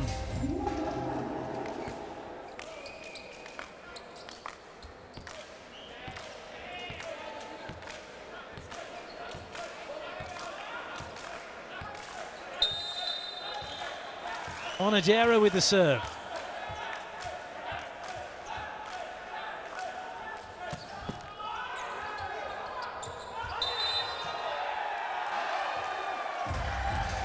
It's an illegal attack by Uriarte. So what he's done here, the ball is travelling over towards the Sunbirds, and the referee has decided that he has played that ball on the side of the Sunbirds, and you're not allowed. That's invasion. You can only play the ball on your own side of the net. The only exception to that is if the other team are attacking the ball, either first, second, third touch, then you can reach across and stop it. But he's deemed to have played that on the side of the Sunbirds. Oh, again, it's so cool to watch. Frustration writ large in the power of that spike. Bit of anger. It just stays hit. 117 kilometers an hour. That is magnificent. Gave him a ticket for speeding. He's done it again from the serving line. Now a chance to wrap it all up. Wallacey! Has he done it? Has he done it? Oh, there's a bit of control. I think they're giving a net touch against Lucas. Oh my goodness, we're still not getting to the end of this one. It came back off the block. Did it hit anyone on the way out? Did anyone make a net touch? What are we going to get for a challenge? Is there going to be a challenge? Is the match over? Right, we've got a challenge. The referee's asking for the challenge. It's a referee check. What are we going to have a look at? Must be looking for a net touch, because you can't look for a touch off the player who's had the swing because he wasn't blocking. Now, this is the other interesting bit about this. If they're looking for him making a net touch as he's made the block, or he's had the swing, and they see that it does come back off him as it comes out, they've got a decision to make. Actually, yeah, it did touch you, and in the spirit of the game and getting the right outcome, if it has touched Lucas and they see it, they should give the point to the Sunbirds. Because it might be that they can't not show that, if that makes sense. Are you a good reader of body language? Oh, look. Facial expressions, what did that Lucas expression tell you? Is there guilt? Oh, goodness me. He's never going to admit to anything. I would never want to play him at cards. And in fact, I would never want to play any female volleyball player at cards, because they give away no. Right, here we go. So we're looking for a net touch, actually, against the Sunbirds here. There is no net touch. That ball comes off the block. The ball hits the net and goes out.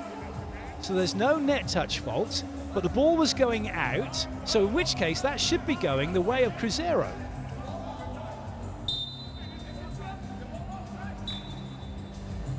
Now the referee wants to have a look at what was happening for Cruzeiro on the swing then, to see if there was, but quite clearly there's no net touch from Lucas. as he's had that swing, because there's no hand appears in the frame. All we saw then was the ball and the Suntory Sunbirds block. Ball hits them, hits the net, and then what we think has gone out. So I'm curious to know what the ref's having a look at here. In fact, we're all curious to know. We're going to find out very shortly, I'm sure. Okay, so that's what they're actually... Oh, look! Now, has that touched him? A last touch. Interesting, because that... They're shaking their heads because I'm not convinced it's a challengeable... But you know what, though? As I mentioned earlier, and I've said already this one, it's about getting the right outcome. It hit him, it went out, it's the right outcome. It should be the Suntory Sunbirds point. Head point. Turnaround, oh my goodness. Match point turns to set point for the opposite team. Cruzeiro now in a conference. They can't get the United Nations to intervene, can they? Oh no. The referee's doing a good job, actually, and it's right. The call for last touch is fine because he was attacking the ball, and you can use it in that context. Oh, that's a massive block! I don't believe it! They've done it! They've taken the set! 30-28. There were 2 times then when Cruzeiro thought they'd won the match, but oh no, they haven't. It's still game on, and we are still playing volleyball here in Bengaluru. A commit block from Sato. He's going, I'm going for this, and he's got it.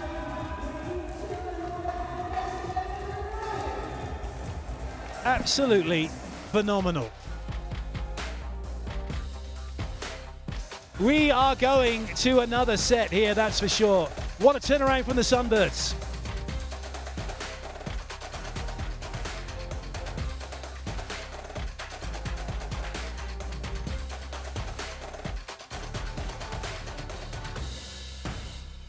Well, that was a turn up for the books. Let's have a look at the stats. More attacks. Less errors, more blocks, but it was the Sunbirds who saw themselves over the line in that last set, incredibly so. There might well be a bit of discussion around that very, very last point with the touch off of Volei. Receiver accuracy, not bad, not bad. Those are all places where the middle can be run, really, a lot of the time. But the Sunbirds, they really were up against it, using Muzeski, using Elan, using Fujinaka, not really getting the middle going an awful lot.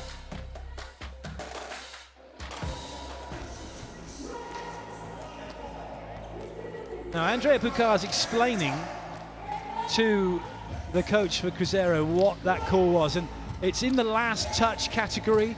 So when you play the ball into the block and you're looking for block out, and normally it's used when you're looking at a joust, you see who got the last touch. Now, because Vollei's attacking that ball, it's still within that context of being arguably a last touch, and the last touch came off of Volei, and we got the right outcome.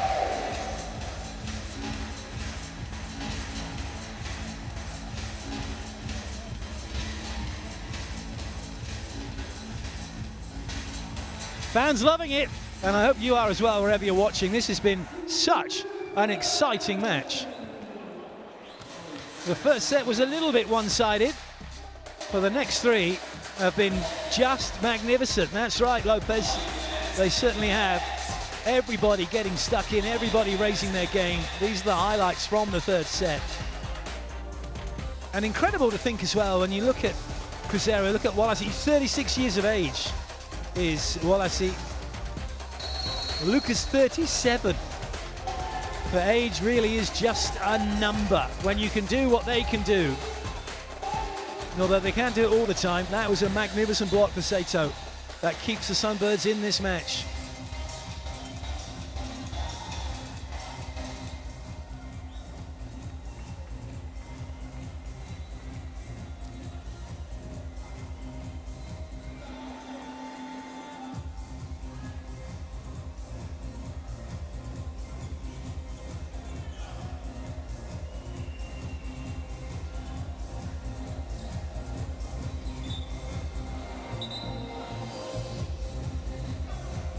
Well, time just enough for us all to have caught our breath. Maybe time to restock your snacks and your drinks. Get yourself comfy. Set 4 is about to get underway.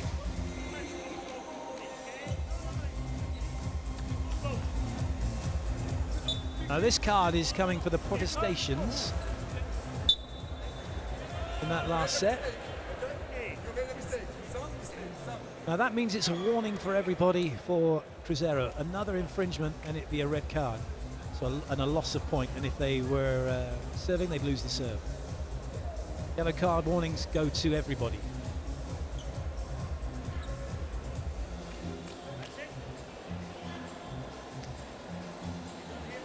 Only the captain in volleyball is allowed to talk to the referee. The coaches are not allowed to talk to the referees.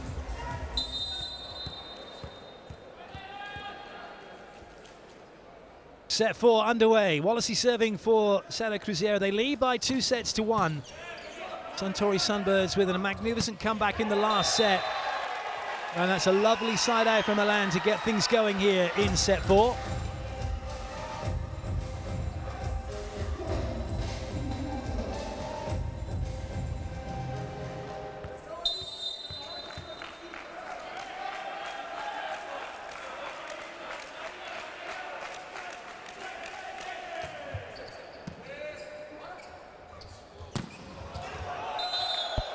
Once again, Lopez doing what Lopez does.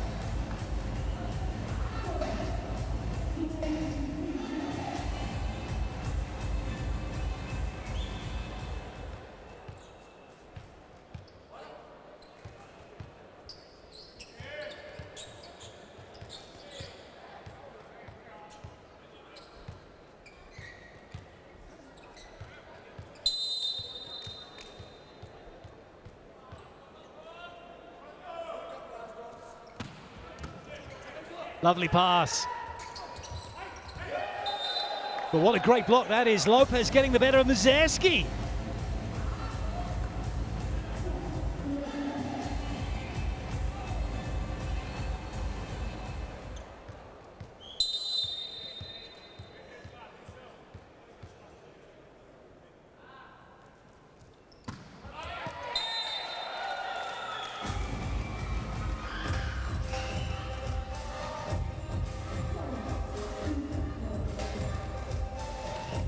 You get the feeling now, with the way that this match has turned for Suntory Sunbirds, that this could be another very, very close set. Mazerski. Good up. Oh, that's so clever from Uriarte. And that's not going to come back. That's such smart volleyball. We talk about volleyball IQs, and we just got an example of a very high IQ from Uriarte with that passive block, and then Lopez, knowing he's got the big block in front of him, going off the top of it in a way. Even with Fujinaka deep on that baseline, they're not going to get it.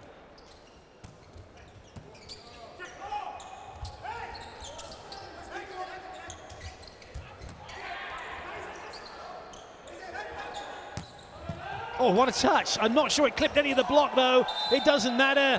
Lucas wasn't ready. Onodera was. And the Sunbirds take the point. Now, just thinking from the bigger picture point of view, the Sunbirds winning this third set will worry the side from Turkey. It will guarantee them a point, certainly. That's a big thing about this. So then for Halkbank, they would need to win their match 3-0 over Cruzeiro or 3-1, because then if Cruzeiro get a point or more, yeah, it's going to come. It's all going to be fascinating, depending on the outcome of this one, how it will go. For those of you wondering what we're talking about, you get 3 points for a win if you win 3-0 or 3-1. If you win 3-2, you only get 2 points. The losing team gets a point. And that would mean for the Sunbirds, they would have 4 points. If they lose this one 3-2, they'd have 4 points. If they win 3-2, they'll have 5 points guaranteed to go through. Right now, Halkbank have 0 points. That's a lovely play from Lopez to dig that out of the net and not touch it. Oh, goodness. I would love to know what his training regime is for his shoulder. to be able to hit this ball this fast. This is 110. He's going to need special clothing. He's going to catch a light if he starts swinging any harder. 25 points so far for that man, Lopez. Lopez Castro, Miguel Angel. And not only that, he's not one of the starters necessarily for the Cuban national team. Marlon Yant going through the outside for them. The strength in depth that Cuba have right now is just incredible. And the second highest scorer for the Cruzeiro is Wallace with 13. That's what you want. You want your correctors to be involved. And that's what he can do. Just when you think you got him, you have to think again. Now, the pain of having lost out multiple opportunities to close the game is a tough one to manage, really. But I suppose in sport, amnesia is a good thing. Quickly forget what went wrong. You absolutely have to forget that. Yeah, it's done. You can't change it. Volleyball's all about controlling the controllables. If I can control the situation, I've got to do my utmost to do it. If I can, well, I have to let it go. That's also a good lesson in life, actually, is not worry about the things you can't control. They've lost the set. They're still up 2-1. They win one more set. They've got the game. And it's all about what they do now. Learn from that last one and see if they can build on it. It's still a lot of work for the Sunbirds here. They've still got to work really hard. They've still got to keep making these types of plays just to stay in the rally. Well, that's a brilliant block. Rodrigueño with nowhere to go. And again, this is what the Sunbirds did to Halkbank in game one. Suddenly, didn't they? They suddenly got going. Halkbank had that lead, 16-12 in set one. In this case, it's been a case of sets with Cruzeiro having the lead and then 2-0, but now it's 2-1 and it's changing. Lovely touch. It might stay and play. Well done, Mizerski. Free ball, unlucky. Not easy. You're running away from the court on an angle. You've got to see the ball. You've got to picture in your mind's eye where the court is behind you and how much you have to give that ball to get it back in play. And it's got to go through the antenna. If it goes over the top of the antenna or outside the antenna, it's out of play. You're talking about overlapping skills across sport, and I suppose this is what someone like a Novak Djokovic does really well. Yes. At times as well, yeah, you have to run left and right. At times when a team is in control of the rally, it's almost a bit like squash when you've got control of the box and you've got the player running left and right behind you. That can sometimes happen, particularly the Sunbirds are good at running around, trying to keep that ball by giving it back and then giving Cruzeiro a chance to come at them again until they can suddenly wrestle control of the rally, of the box, as it were. Oh, soft touch, well done by the libero. Chance, Ale Jr. Well, the Brazilians use their feet really well when it's a ball sport. Here we go. Shot set, boom! It's just such an unusual picture for Cleda Nielsen to deal with, having a quick attacker coming in with a left-handed hit. Oh, it's a free swing for Saito. He's opened up an angle and there's no one in front of him.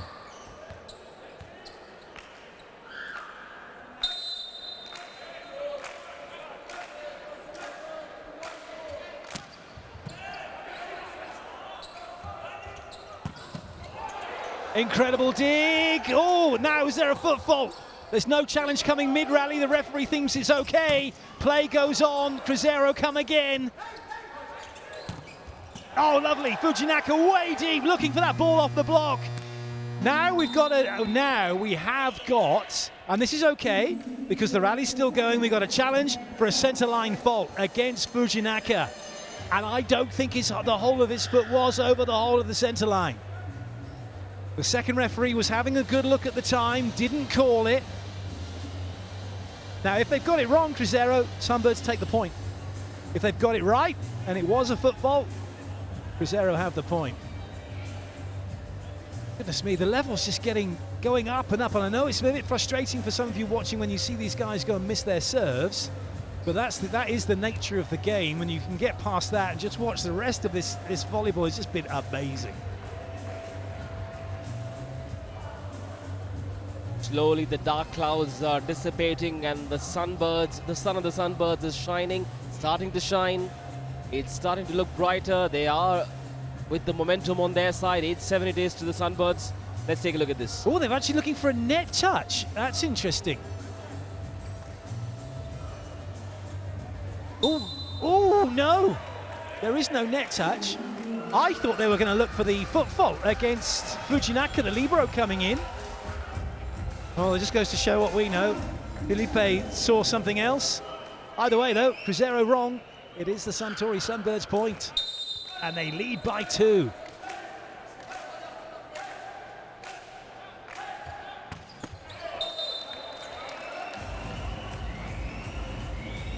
One thing as well we don't really appreciate when we watch volleyball is that's not easy to hit a jump serve. You're moving, the ball's moving. You've got to get all these elements right with the link between your timing step and the toss of the ball. And no matter how many times these players do this, that's the first time Wallacey's ever done that. So every time you touch the ball, you're touching it again for the first time. It's always slightly different. Every time you serve, you go back to school in your mind, time, space, and distance. Remember those basic lessons that we learned in school? This is it. And you can, in school though, you can theoretically, yeah, okay, I got that. But once it's this movable feast of that's the volleyball, and as you say, the 3 dimensions in which we're playing it in, then it's very, very different. It's always, I liken it at times, we've got a timeout coming, it's a good segue into this. I liken it at times to snowflakes in winter. Every single one of them is different. They're all unique, and every touch in volleyball is the same.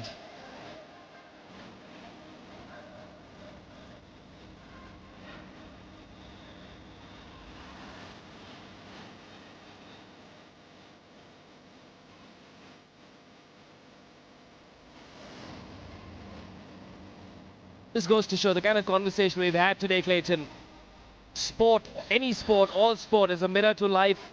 There's so many analogies that keep popping up in our heads while watching sport. And the sooner you can get into a sport, the better it is for you. It enables you to do things you would never have been able to do. It increases your social skills. It increases your ability to communicate, to build confidence, and to be you. Imagine for the young kids that are really, really tall for their age and they get conscious of it and they stand with their mates and they're all hunched over. They come in to play volleyball and suddenly they're not the tallest. They can be themselves. They can stand proud. They can play the game. And whether it's that or basketball or whatever the sport might be, the sooner you can go and find a sport that suits you, not just, I mean, any sport, try them all, find something you like, try music, try the arts, do something that you will find that you can enjoy, and it can just really increase your enjoyment of what you're doing. Alan Jr. absolutely pummels it in the right spot, in the sweet spot. Honestly, this battle between, this matchup between Alan and Lopez, it's anything you can hit, I can hit harder. And they're certainly trying to outdo each other, aren't they? That's 106. It's not quite been 117 that Lopez has had, but that's certainly undefendable, though. That's eye of the needle stuff. Lovely touch, Cleda Nielsen.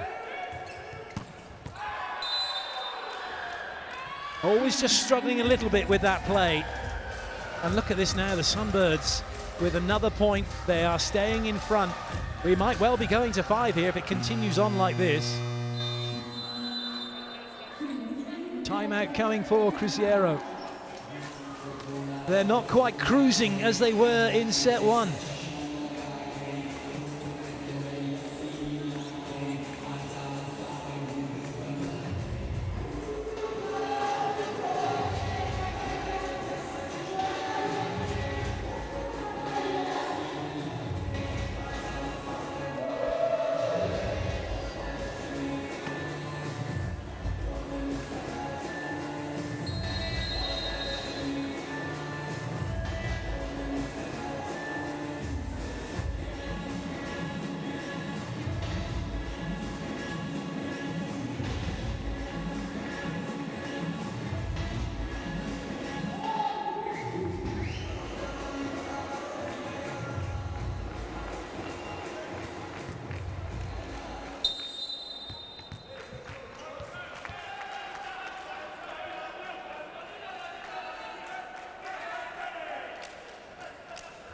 Sato with the serve. A little bit of help from the net, making it tricky for Cruzeiro.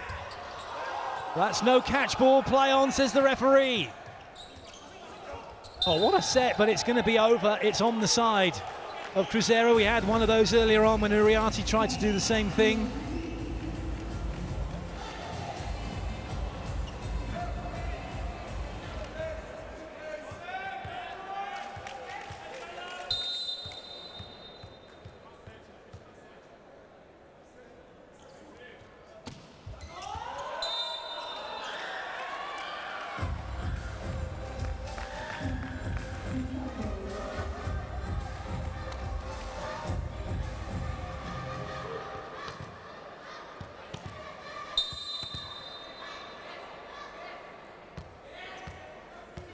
Muzeski now with the serve.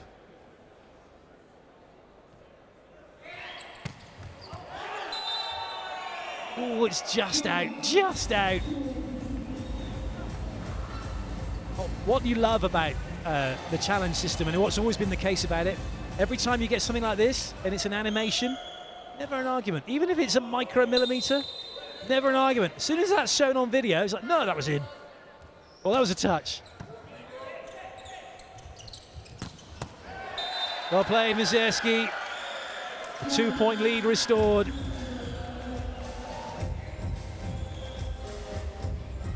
Yeah, I suppose in a technology-driven life and a technology-driven world, I suppose the assumption is that machines don't have biases, and therefore you take what they say. Technology works well. It's a great thing to have when it's working, and that's fine. And with this, the technology is magnificent, and it has enhanced the game and given us those outcomes that we want. Oh! Well, might need to go in. That is just a trip. He's going to take a step, Alan, and he's not quite got it right. He's okay. He's just stubbed his toe. Maybe didn't quite get what he wanted from his calf as he's looking at that. Bit of cramp, maybe. You don't see that very often. And, oh, no jump. And not going to get it. You don't get a second chance. It's not like tennis. He's okay, but they need him on court. Can he go off for a bit? They can make a substitution, and then he can come back on again if they want to, and they're going to do that. They're going to do that to make sure he's all right. So he looks to me like he's got a little bit of cramp as he went to have the swing. So quickly get some fluid into him, some minerals and vitamins, etc. And just check he's okay. Yes, you're right, Minesh. With him not being on the court, that changes things a lot for the Sunbirds. He's been very influential. And so for Cruzeiro, make hay while Alan Jr. is away. Can they? No, not yet. The Sunbirds will stay in the hunt. The replacement they brought in Yu Yuantai, the Chinese international, is a very good replacement. And of course they have got Muzeski they can go to, as evidence from the replay. Has Muzeski been underutilized today, or has he just not looked at his best? Muzeski does what he does when he gets the ball, and I think his efficiency rates are pretty good. Overall, if we have a little delve into the stats for him, he's had 22 points he's got. He's not been very good from serving, that's to be fair. That's been his one area of weakness, unlike Onodera, who wasn't very good yesterday, but's just come up with an ace. But what Oya does well, he's using the team. It's a team game. You don't want to be reliant on just one player, because then, at this level, the block are just going to follow you ranked, and they're going to ignore everyone else, so then it makes it even harder. That's a wonderful serve from Onodera. That's what he was looking for in match day one. He's beginning to find it here now.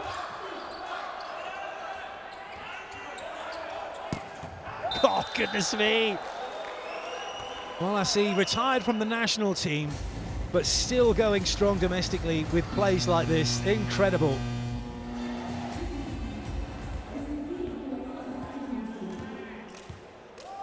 Undefendable.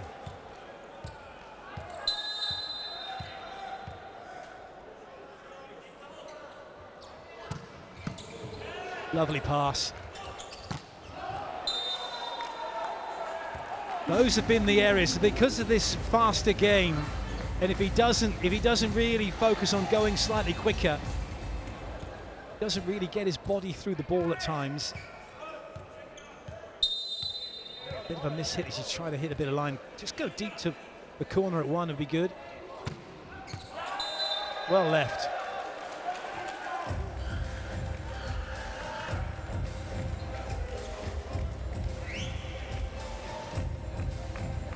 Well, Cruzeiro seem to have sort of lost their mojo a little bit after losing that third set.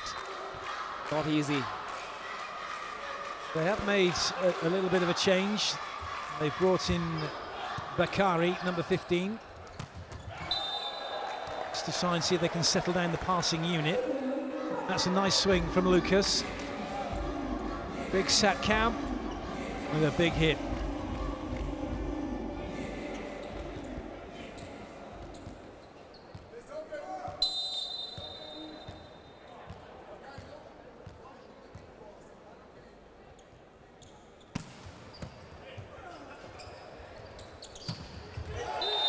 Lovely. They were waiting for that. That was a slower than usual attack on that pipe from the Sunbirds. And as a result of that, Cruzeiro able to put 3 blockers in on this pretty much. They were all getting ready, having it covered. Nicely done by Cleda Nielsen. All square.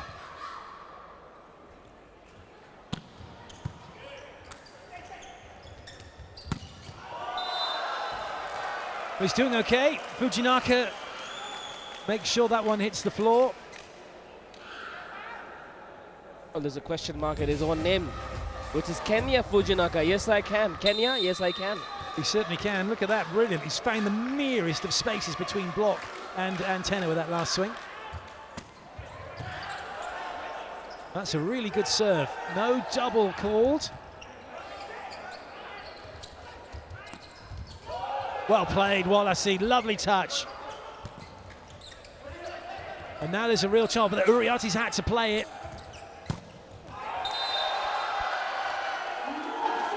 And the block comes good for the Sunbirds, and they have reasserted themselves in this set. Should the libero have gone to Wallace? It's a difficult one because he's tried to jump set it, so he's moving laterally. He wasn't in the best place, so the easiest set was to go behind, but it was right where the block was waiting. Tough one. That's one of those things you make in that moment.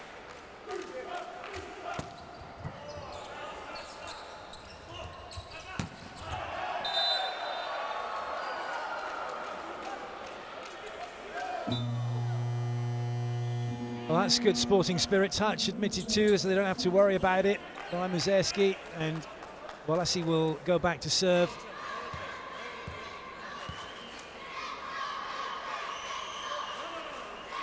Caught Saito on its way through.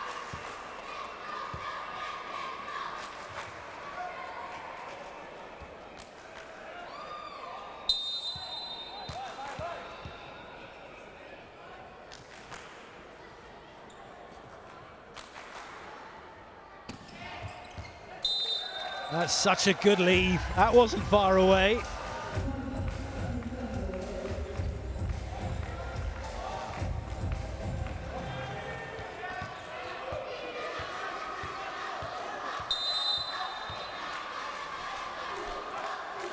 Saito to serve.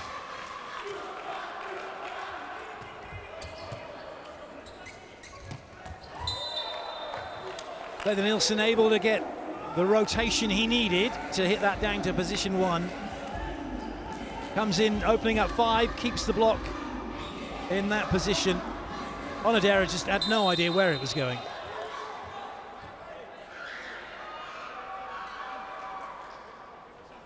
Bakari. Oh, take! Good save!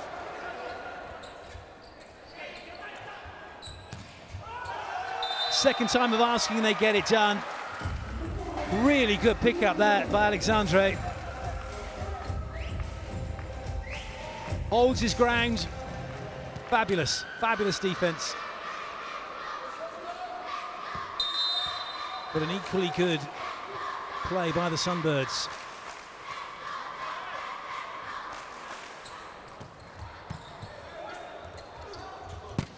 Oh! You are kidding me. Lopez went up and then he went, top floor please. Oh no, I think I'll go to the penthouse. Nuked it. With the height he gets, he just seems to go up, and then again, look at that, he's miles above the net.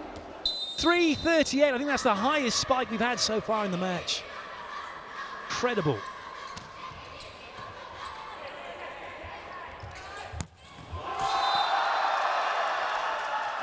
Sunbirds respond in kind. Yu Yuntai make sure of it.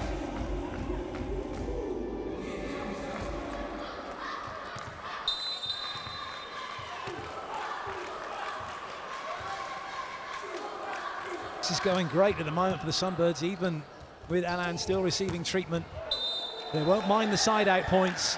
Sunbirds, they're in a good spot here. If they can keep siding out themselves, they could take the set from side out, and that would mean we would go to a fifth set decider.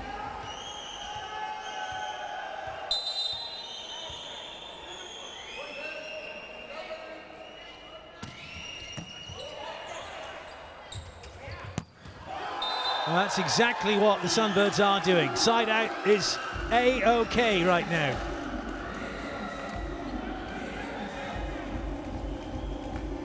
There is a wave of belief in the Sunbirds camp. Forget about what happened at the end of the first two sets. They are on a high, a 2-point lead, just 3 away from taking this contest to the fifth and final set. This is now a key moment. Lopez is going back to serve for Cruzeiro. Sunbirds want to get off this rotation straight away. Sometimes, though, you don't always get what you want. However, the Sunbirds have got exactly what they wanted.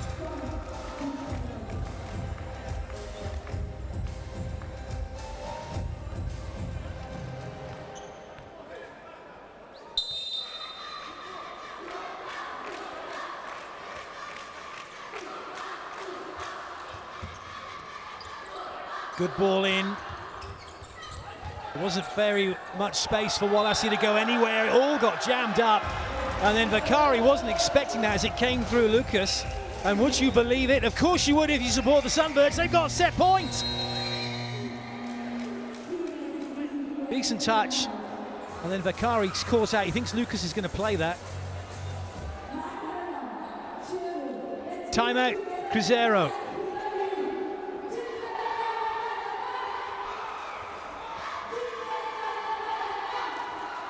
Those of you watching this, supporting the Sunbirds, will be absolutely delighted with the way this is going.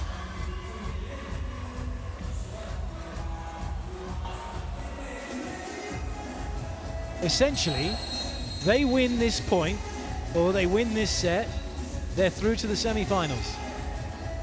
Because they'll be guaranteed a point from the match, win or lose. Or yep, reward for consistency, I suppose. It certainly is.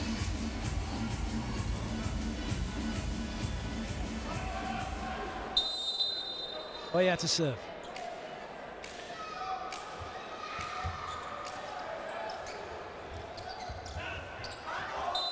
It has landed in. Goodness me, that's a really good play. Lopez having to adjust. He thought he was going to be getting a ball somewhere else. He's come in on this and he's had to travel with it. Really well played to get it in court. The beauty of not overcommitting. Being able to change that arrow right in the nick of time. Still 2 points away. 2 more set points.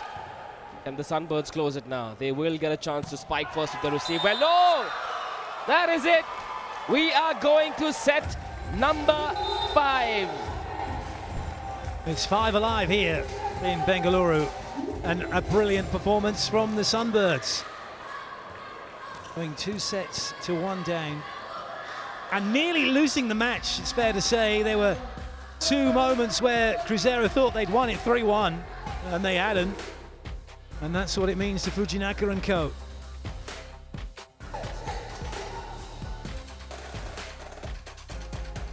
This is what it looks like. Look at that scoreline. Incredible match. And now it's going to be the race to 15 to see who will take it. All of that coming up very shortly.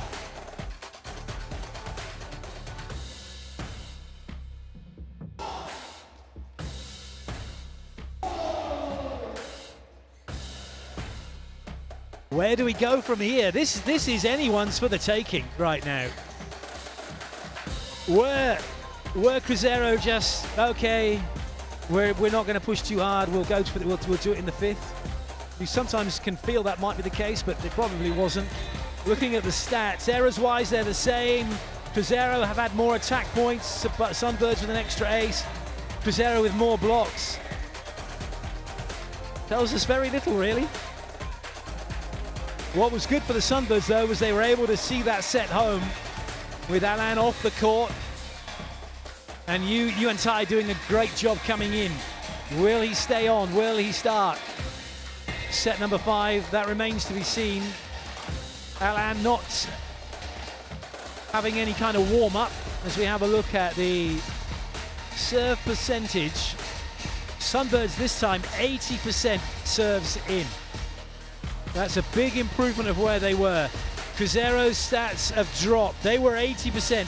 Now they've gone down to 67%. They haven't been able to put as much pressure as they did in the previous set. Ladies and gentlemen, just checking out at Volleyball World, no doubt, or hashtag VBTV. Get on the social, find out what's going on here in Bengaluru. We've got the Women's Volleyball Club champs coming up in Hangzhou, China. Following on from this, there's a whole host of volleyball going on right now that you can watch live. And my partner, Clayton Lucas, is on his way to China very soon. On Monday it is. I will be. Straight from here, straight to there. Very exciting. As excited as they are. You could buy a plane with your air miles. I wish. just the odd snack. In business class. Again, I wish. Well, here are the highlights from the set. It was just incredible. You get those moments of brilliance from individuals. The one touch here, the play, the block, the decision making, and it's all going on in split seconds. But peripheral vision is a huge part of volleyball as an attacker. You watch the ball, you see the ball where it is, and you're looking at that and it's above you. And then your peripheral vision, you've got to see the hands around you. Where are the spaces? Is there a space you can go into? Is there a space you think you've got that's now being closed? When do you make your decision to hit? Do you just not see any of that? Make your mind up already. So many things going on at the net.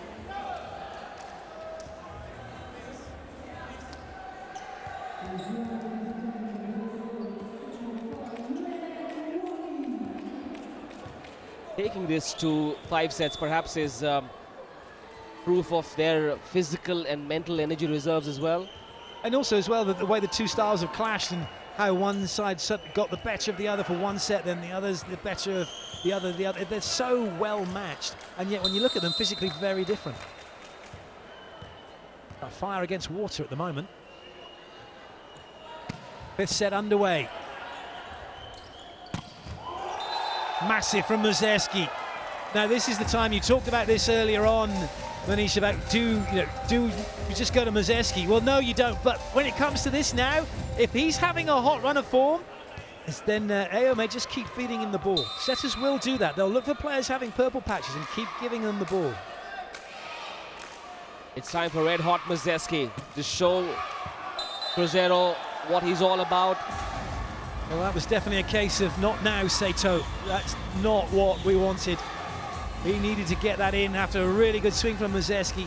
Make Cruzeiro have to play it, particularly as it was just a little roller of a jump serve. Now Wallace, he's going to go for it.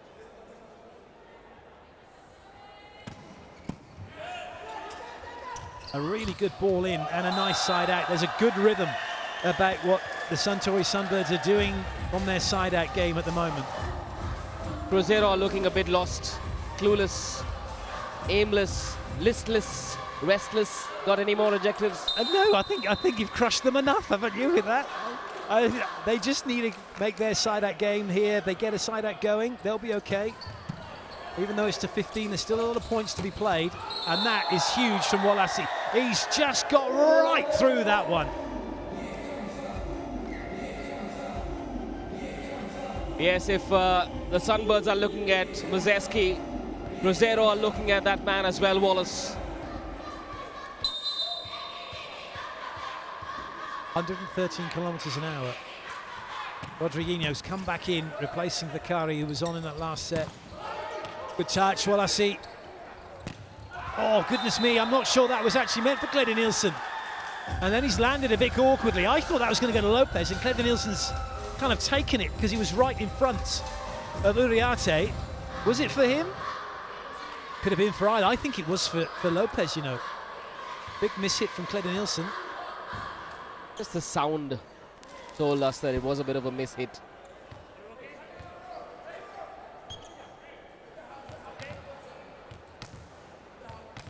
He's just saying to the guys, check your rotation. All in the right spot. Clayton Nielsen is where he needs to be. 3-2. Yuan Tai with the serve. Tricky one, that, when it comes off the net like that.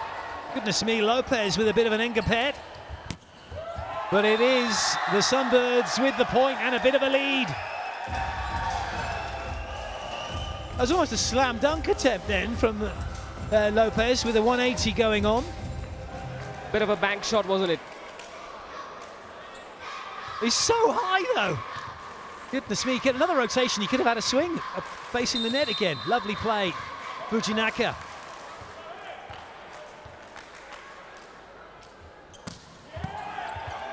Top ball. Oh, trying too hard. That is the Achilles heel of Lopez at times. They're going to look for a touch. Sunbirds are saying no.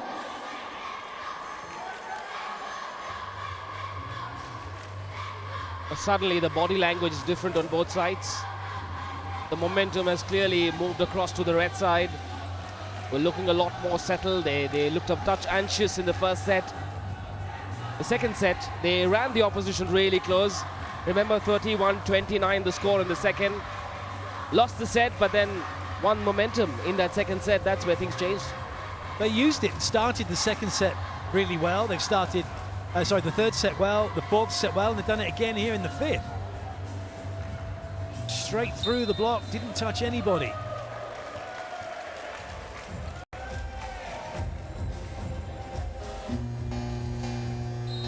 Timeout, Cruzeiro.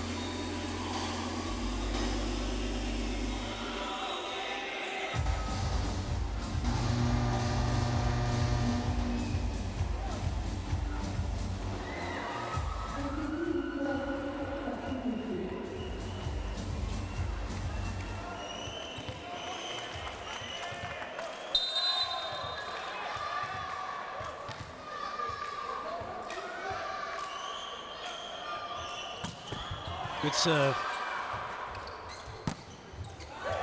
Well, for once, the Sunbirds weren't playing deep at 6. They crept into court and it cost them. Yuan Tai and Fujinaka have been really on the baseline. If that's where Yuan Tai had been, he would have got a touch on that.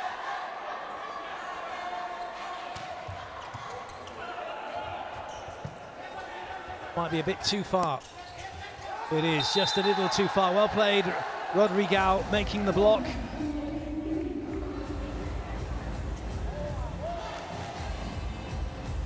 Come in to replace Uriarte as Rodriguez.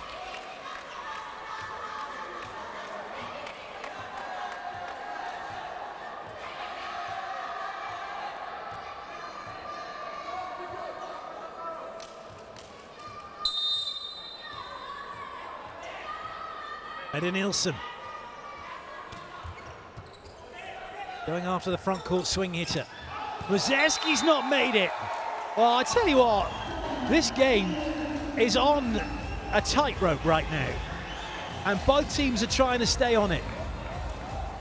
Not one really has got full control of what's going on, have they?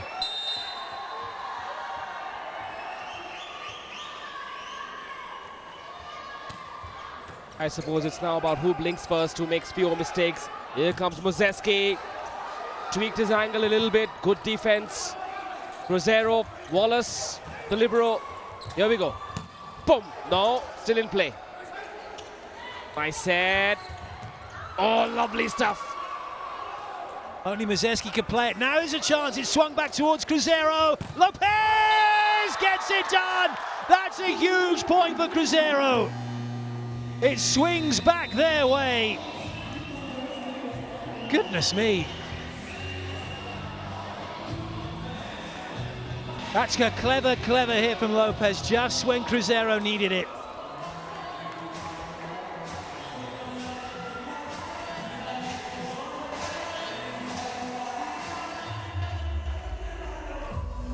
Okay, everyone watching at home, and you're the neutrals watching, which way do you think it's going to go?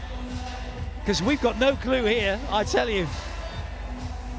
Right, Clayton, if I gave you £1 million in Monopoly money, who would you bet it on? Monopoly money. Yeah, okay. I'm gonna say... Oh no! You are wearing red today. This is true, but I have got blue trousers on. I'm and similarly, actually, very similarly dressed pair of us. I'm gonna go with Cruzeiro, but I'm guessing. Heart says Sunbirds, head says Cruzeiro. I think so, but let's see. So close. I think the issue for Cruzeiro, my issue with Cruzeiro is they're not bringing that serving pressure. Sunbirds are making Cruzeiro have to side out. And we know that they can make plays in transition. They just haven't been able to quite finish some of them. 6-6 tells us all we know. 2-2, 6-6. Nothing separating the teams but the net right now. It's been brilliant.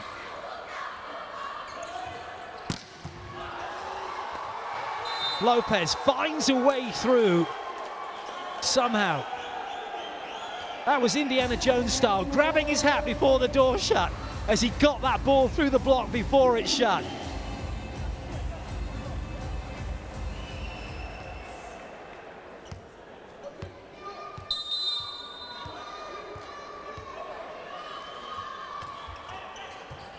Nice ball, Fujinaka.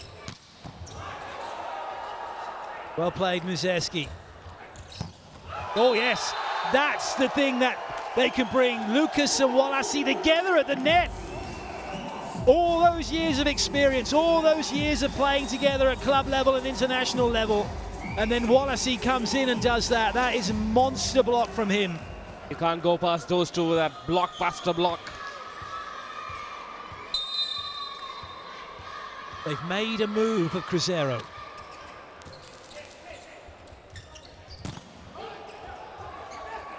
Zeski slowed down, but not at the second time. He hardly had a run-up for that one. Had a bit more time on that second attempt. A little more time from the setter. Ball travelling a bit further, a little bit higher, so a little bit slower. He can take his time. 111 kilometres an hour. And cricket, 1-1-1. Umpire's got to stand on one leg, right? One umpire. David Shepherd. Yes, it will.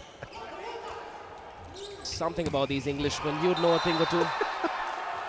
Oh, look at it, swung back again! Sunbirds with the block! And we're all square again!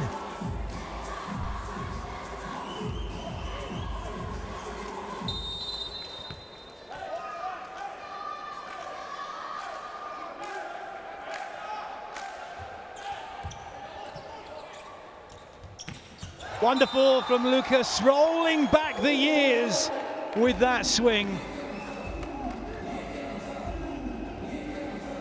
Not that simply read by Saito, he couldn't get to it. Lucas finishes it off.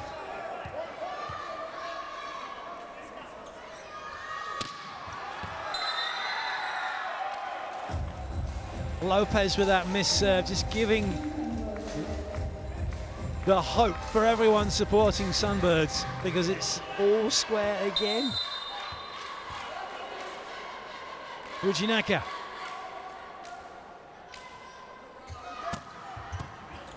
Lovely pass. Lucas is in his element. He's getting the ball And he's putting it away, and now he goes back to serve.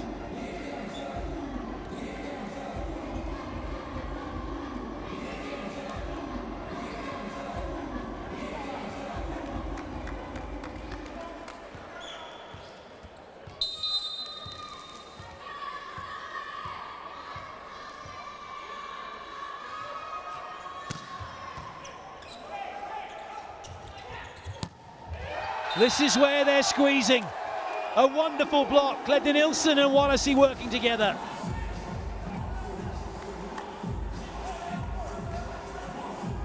Two peas in a pod, these two. And that moment we talk about, the now moment, Wallacey's already across the net. When that gets hit, he's probably 3 inches away from it with his hands.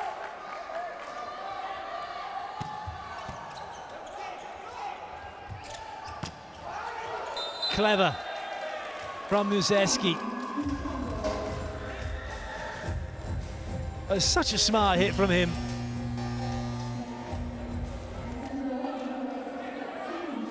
Serving substitution for the Sunbirds. Hiroki Nishida comes in. He's been with the club since 2020.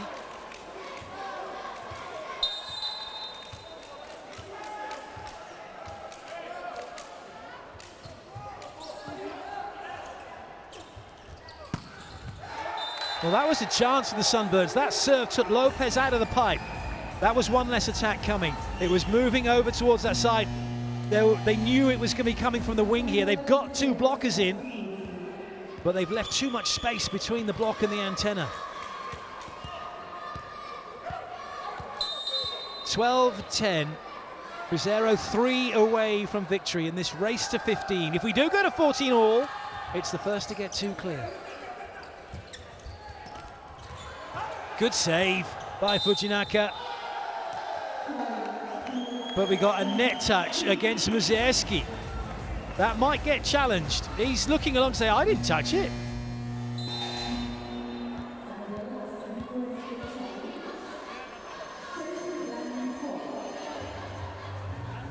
Was there a net touch?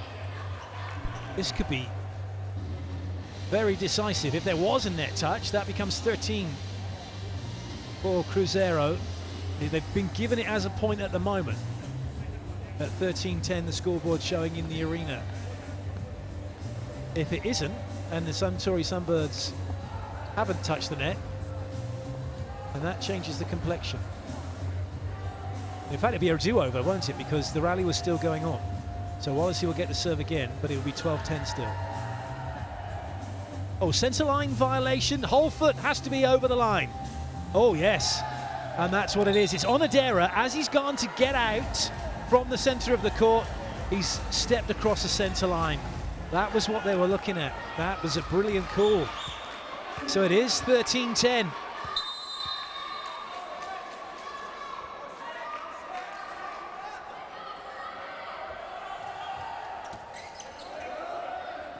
This is a tricky one. Good save. There's a swing chance. Not quite. Oh, well played again, Muzeski. A little bit of confusion because Fujinaka was going to come in and have a swing on the option ball. But the libero, Fujinaki, made the set instead of Fujinaka. So then Muzeski had to do really well to get that off the block. Change coming, blocking substitution. The Sunbirds. Ren Oniki coming in at 2 meters and 3. Oya's gone off.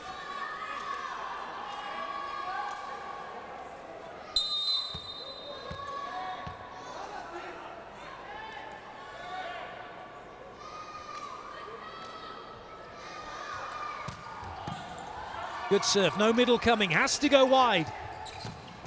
And it's Wallacey with an absolutely thunderous spike to bring up match point.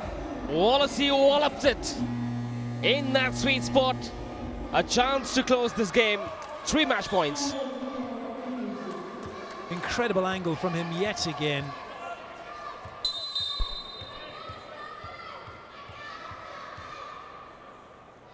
Rodriguinho with the serve. Stay in the match. Well, that'll be a double touch against Gledden Nilsson, and they do stay in the match. Off the chest and then the foot is not allowed. 2 chances for Cruzeiro from side out to get it done.